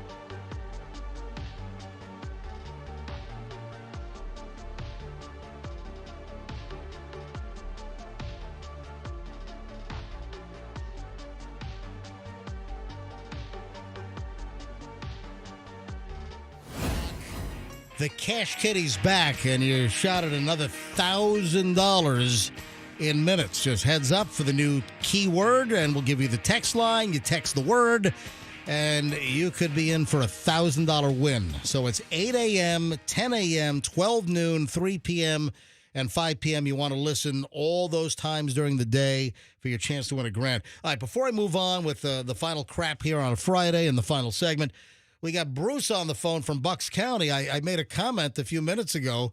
We had a caller saying that they're moving from Odessa up to Pennsylvania, and I said, hey, you know, Michelle, my lovely wife, she's got her eyes set on Pennsylvania after we decide to vacate the Tampa Bay area at some point. It could be sooner rather than later. You never know in this business. Never know. And Michelle wants to move to Bucks County. And sure, look at that. I got Bruce on the phone from Bucks County. Bruce, you're listening, I guess, to the MJ Morning Show up in Pennsylvania right now. Without a doubt, sir. Yeah, Bucks County is the one. I live in Ben Salem, right off of Roosevelt Boulevard and the Pennsylvania Turnpike. Yeah. Hey, what's the place we drove through that you loved a couple of years back? And it's kind of like right on the river, and the Jersey side is right across the river. Oh, and, New Hope? Yeah, Michelle likes New Hope. Is that a nice place? Yeah, New Hope's great, but I'm going to be honest with you, Bucks County, or if you want to go to Montgomery County, a little city called Hatboro. Hatboro is a very nice town also. May I ask you, how are you familiar with the MJ Morning Show?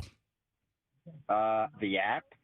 Oh, no, but how'd you find? Are you from Tampa originally, or how'd you find us? Yeah, I used to live in Clearwater. Oh, I got you. Well, and I went back, and I'm glad I did. And we're much better though than any Philly radio crap, right? No comment. All right. I'm gonna be honest with you. There's a good station up here, but yes, that's why I listen to you guys. You guys make me laugh. All right. Well, you guys make me laugh. Well, thank you very much. I'm joking around anyway. Hey, buddy, thank you for listening. We appreciate it. All right. Remember, Ben Sam's the place, though. All right. You wrote that down, Michelle? Ben Sam. All right. Thanks, Bruce from Bucks. No, Ben Salem. Ben Salem. S-A-L-E-M. Ben Salem. Yeah. Thank you. All right. Thank you. Thanks, Bruce. Have a great weekend, buddy. All right. Final crap here. I mentioned Jelly Roll. What about him? Jelly Roll's coming to town.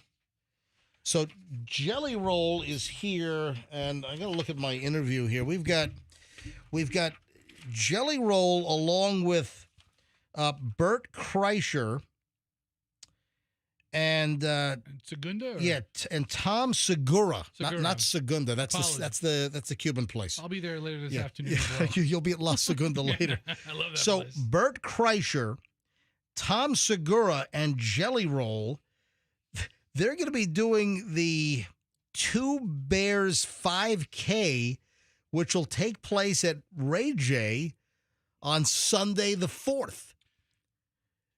And they want people to join them there. And then Bert Kreischer and Tom Segura, not Jelly Roll, but Kreischer and Segura, they're going to join us live on Thursday, next Thursday, May 1st. They're going to call in about 9:30. So they're on the phone. Yeah, to promote the event. Yeah. Right, so I know you're not a crazy podcast guy, but Two Bears, One Cave is Bert and Segura's podcast. podcast. Obviously, I've heard of the podcast. I've heard of it. I've never heard it.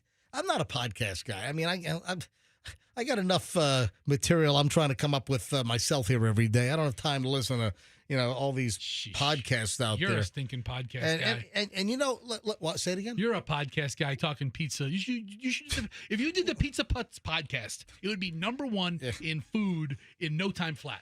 You'd have listeners from around the world listening to you pontificate about pizza. Listen, I got my hands full with the MJ Morning Show. Yeah, nothing but time. Yeah, I've got nothing but time. So Bert Kreischer and Tom Segura will join us next Thursday. That's awesome. But Jelly Roll is part of this 5K, the Two Bears 5K, next not this Sunday, but it'll be next Sunday. How far is a 5K? Like 3 miles? 5K is what? 3.8. Type it in. 5K in miles. 3 miles. 3.1. Can you run 3.1 miles? Oh yeah, of course. I mean, you could walk 3.1 miles. Yeah, I could run 3. I could run 3 miles. Yeah, absolutely. Without stopping. Yeah. But I don't think they're running. It's a 5K. But they're probably fast walking. I think they're running. When I think of a 5K, I mean, there are fatty boombalatties like me who are walking at a brisk pace. But generally speaking, it's a run. The reason why I'm bringing this up is, first of all, it's going to happen at Ray J on Sunday the 4th, and we're going to have Bert Kreischer and Segura. But Jelly Roll is also part of their 5K. The reason why I'm bringing up Jelly Roll is that the Tennessee Parole Board has recommended that Jelly Roll be pardoned. Yeah, Jelly Roll has kind of a sordid past. What were all his infractions? Do you have a list? I don't know what his charges were. Yeah, I have some of them here. So the Tennessee Board of Parole this week recommended a pardon for country music star Jelly Roll, who is a Nashville native, who has spoken openly about his criminal record and how he's overcome his criminal record to become a star. I mean, when did he really hit big? It was like it was right toward the end of COVID, right? Wasn't it like 2022? The Jelly Roll kind of exploded onto the scene. Maybe 2021, but yeah, he's a fairly newcomer to the music scene. Yeah. So the board's action now leaves the final decision up to the governor of Tennessee. Governor Bill Lee. He's a rapper. He turned into a country singer, and he wants to be able to travel to Canada to perform, but with the criminal record, it makes it difficult. Currently he would need to apply for a special permit that could include a very long wait for a decision. According to a letter from an immigration attorney submitted for his clemency packet, that's part of the issue why he's looking for a pardon. And he would use the full pardon for much more than going on tour. He said he would still be using the same pardon, God willing, to do missionary work in his 50s and 60s. Yeah, I believe he's turned his life around, and listen, the guy deserves a second. I mean, did he kill anybody? Well, his most famous of his convictions include a robbery at the age of 17. He had drug charges at 23. In the first case, a female acquaintance helped Jelly Roll and 2 other young men enter a house in 2002, and both of the others were carrying guns. Jelly Roll was apparently unarmed, but he was carrying a pastry. He was carrying a Jelly Roll. They demanded money. They got $350 and a wallet with no money in it because the victims knew the female acquaintance. She and Jelly Roll were arrested right away. He was sentenced to serve a year in prison and additional time on probation. Later in 2008, police on patrol found both marijuana and crack cocaine in his car. He was sentenced to 8 years of court-ordered supervision. He also has 2 misdemeanor offenses for driving without a license and possession of drug paraphernalia. Also, it's reported that the board issued its 9-binding recommendation unanimously after a hearing that lasted an hour and 45 minutes with several witnesses, including the Nashville sheriff, Darren Hall, advocating for the 40-year-old musician, whose real name is Jason DeFord. One board member recused themselves from the voting. This was incredible, he said of the board's decision. I pray this goes through, but today was a special day for me. So now the governor has to sign off on it, but the parole board recommended a full pardon for Jelly Roll. Okay, good for him.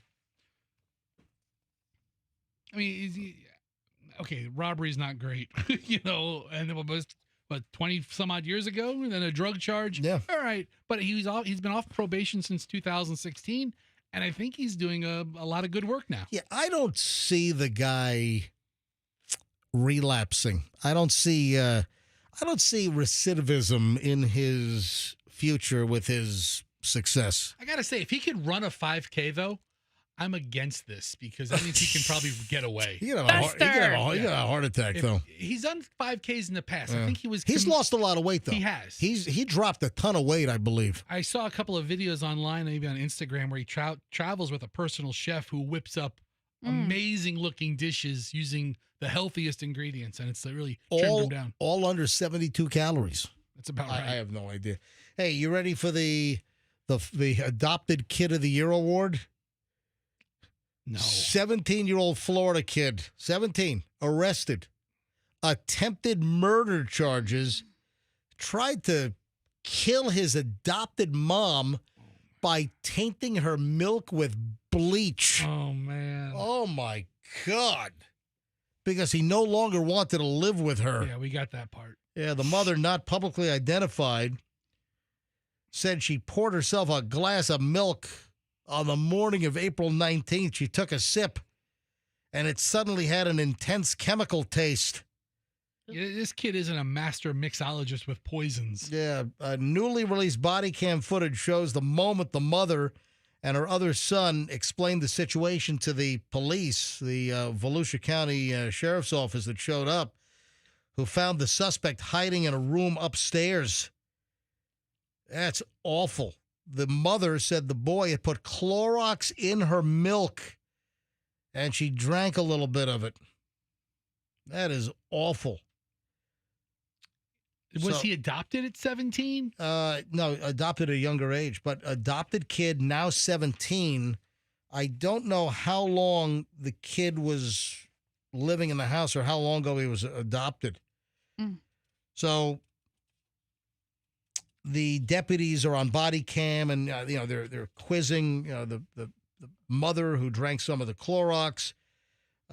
The mother, who appeared confused, talked about, hey, he put the Clorox in my milk. You poured it into your glass and had some. How much do you think you had? The deputy asks the mother. The mother says, I had a little bit. And the Volusia County deputy confirmed that the milk that the woman drank reeked of bleach. The suspect admitted that he tainted mom's milk with bleach, wanted to make her sick Sounds like he wanted to kill her. Mm-hmm. You were only kidding before. There's really not like a prize for adopted kid of the year, is there? Of course I'm kidding. Okay. The teen confessed to the crime, saying he was upset with the mother, didn't want to live with her anymore. So let me try to offer with a nice glass of bleach. I mean, at least Fabuloso looks delicious. Oh. Fabuloso. Fabuloso. No, Fabuloso. Right? Isn't that? I don't know. It does look tasty. It does. Yeah, let's make a cleaning chemical look as delicious and tasty and as appealing as possible to kids. Let's make it look like Kool-Aid. That's what we want. Let's make it look let's more have like Kool-Aid. Let's have a cleaning fluid that looks as tasty as a glass of Kool-Aid. That's a marketing brilliant move right there. That's fantastic. Hey, what do you think the most dangerous well-known retail store is, according to this individual? Think about it for a second. Most dangerous retail store in the country. Is it something like really stupid obvious, like Home Depot with like axes and shovels? No. But you got half of it right, I'll tell you that. Axes and shovels? No, the name. You said Home Depot. I said no. It's Home Goods. Yes, that's right. Have you been to a Home Goods? Well, that's right. Have you ever been to a Home Goods? Yeah, I've been to a Home Goods once. Out on Long Island. I took Chloe for soccer practice, and I had like 2.5 hours to kill, and I found myself wandering aimlessly through a Home Goods, which I got to be honest, it looked like a junkyard in the place. Well, they have a lot of good stuff, but you're right. It's just a hodgepodge. You know, it looks like stuff. It looks like 38 garage sales were gathered up and thrown in the store. Yeah. That's what it looked like. That's exactly what I would say. Yeah. Home Goods. And then they have like a food 38 section. garage stores. Garage sales. You might enjoy their like little boutique food selection because they have like hard to or not common items in their like canned or jarred area. You know what? I think I might His have mom had some jelly from Home Goods in her refrigerator. And I was like, Home Goods sells jelly? They have a whole little food corner. All right, so how the hell do you know so much about Home Goods? I know where they sell food everywhere. Right, so why is Home Goods dangerous, according to this individual? This customer says that Home Goods is the number one most dangerous place to shop. Why? He pulled out a lead testing kit and starts testing some of the merchandise. It's like positive lead, positive. They do have like a lot of like furniture items or like ceramic. It's the ceramics. Hold on, leads and ceramics? Yes. I don't know this. In the paint and the glazing, yes. Okay, I don't know what you're talking about. I don't know this. All right, so listen to this. This dude posts a video on X. The guy's name is Eric Ritter, and he's got an X account called Detect Lead. This guy's hobby is going around and using a lead detector. I'm going to look him up. He says that several ceramic items at Home Goods tested positive for lead. Today on Everything Lead, is that his show? Welcome, everybody, to Everything Lead. He says we're going to test this Home Goods item for lead. He moves through the aisle with his video rolling, and he applies a solution to several ceramic plates and dishes, specifically calling out the brand Grace Teaware, and flashes a light over the surface. When the liquid glows green, he claims it's positive for lead. This is a brand new plate, he says, as he's holding one. He said this would be incredibly dangerous to eat on. And he says, for only $40, you can get a huge source of lead in your house. Man. Hey, folks, what a bargain. For $40, you can get your house all lead contaminated. Yeah. He claimed that he scanned almost every dish in the store and then directed users to his website for a full list. Fluorospec, the at-home lead detecting toolkit that Ritter produces and uses in the video, states in his own Amazon disclaimer that it's not approved by the United States Environmental Protection Agency. But anyway, he says that Home Goods is the number one most dangerous place to shop because of the lead. I'm on his X channel right now. That's his whole thing, going into retail stores. I'm watching a video of him walking around Dollar Tree, just touching everything with his lead detecting pencil. What is your mission in life? To get the lead out. Hey, Visine gets the red out. I get the lead out. Chili dies of lead poisoning. Yeah. And with that, I think we're going to call it a day. Is there anything else before we shut her down? Michelle, anything? Nothing from me. All right, can you hold on? Let's get pizza and not go get pancakes. I'm starving. All right, well, just cook yourself an egg and have a little avocado toast and eat lightly. All right, we'll go for pizza. Let's do pizza for lunch or something. Yeah, where do you guys want to go? That's it. We'll figure it out. What? I'm not invited? What? All right, 9:50 at the MJ Morning Show. Cash Kitty happens in 10 minutes. So heads up, folks. In 10 minutes, the Cash Kitty is rolling out with another shot at $1,000. All right, next week, Monday morning, we'll start taking email entries for the huge Banco overhead doors Mother's Day week garage door giveaway. We're giving away 5 top-of-the-line LiftMaster garage door openers. That's like $1,000 prize. We're going to do 5 of them. Next week, we're going to have people enter, and then the following week, we'll start giving them away. Thanks to Banco. Folks, have a great weekend. If you need to get a hold of me, I'm MJ at MJMorningshow.com.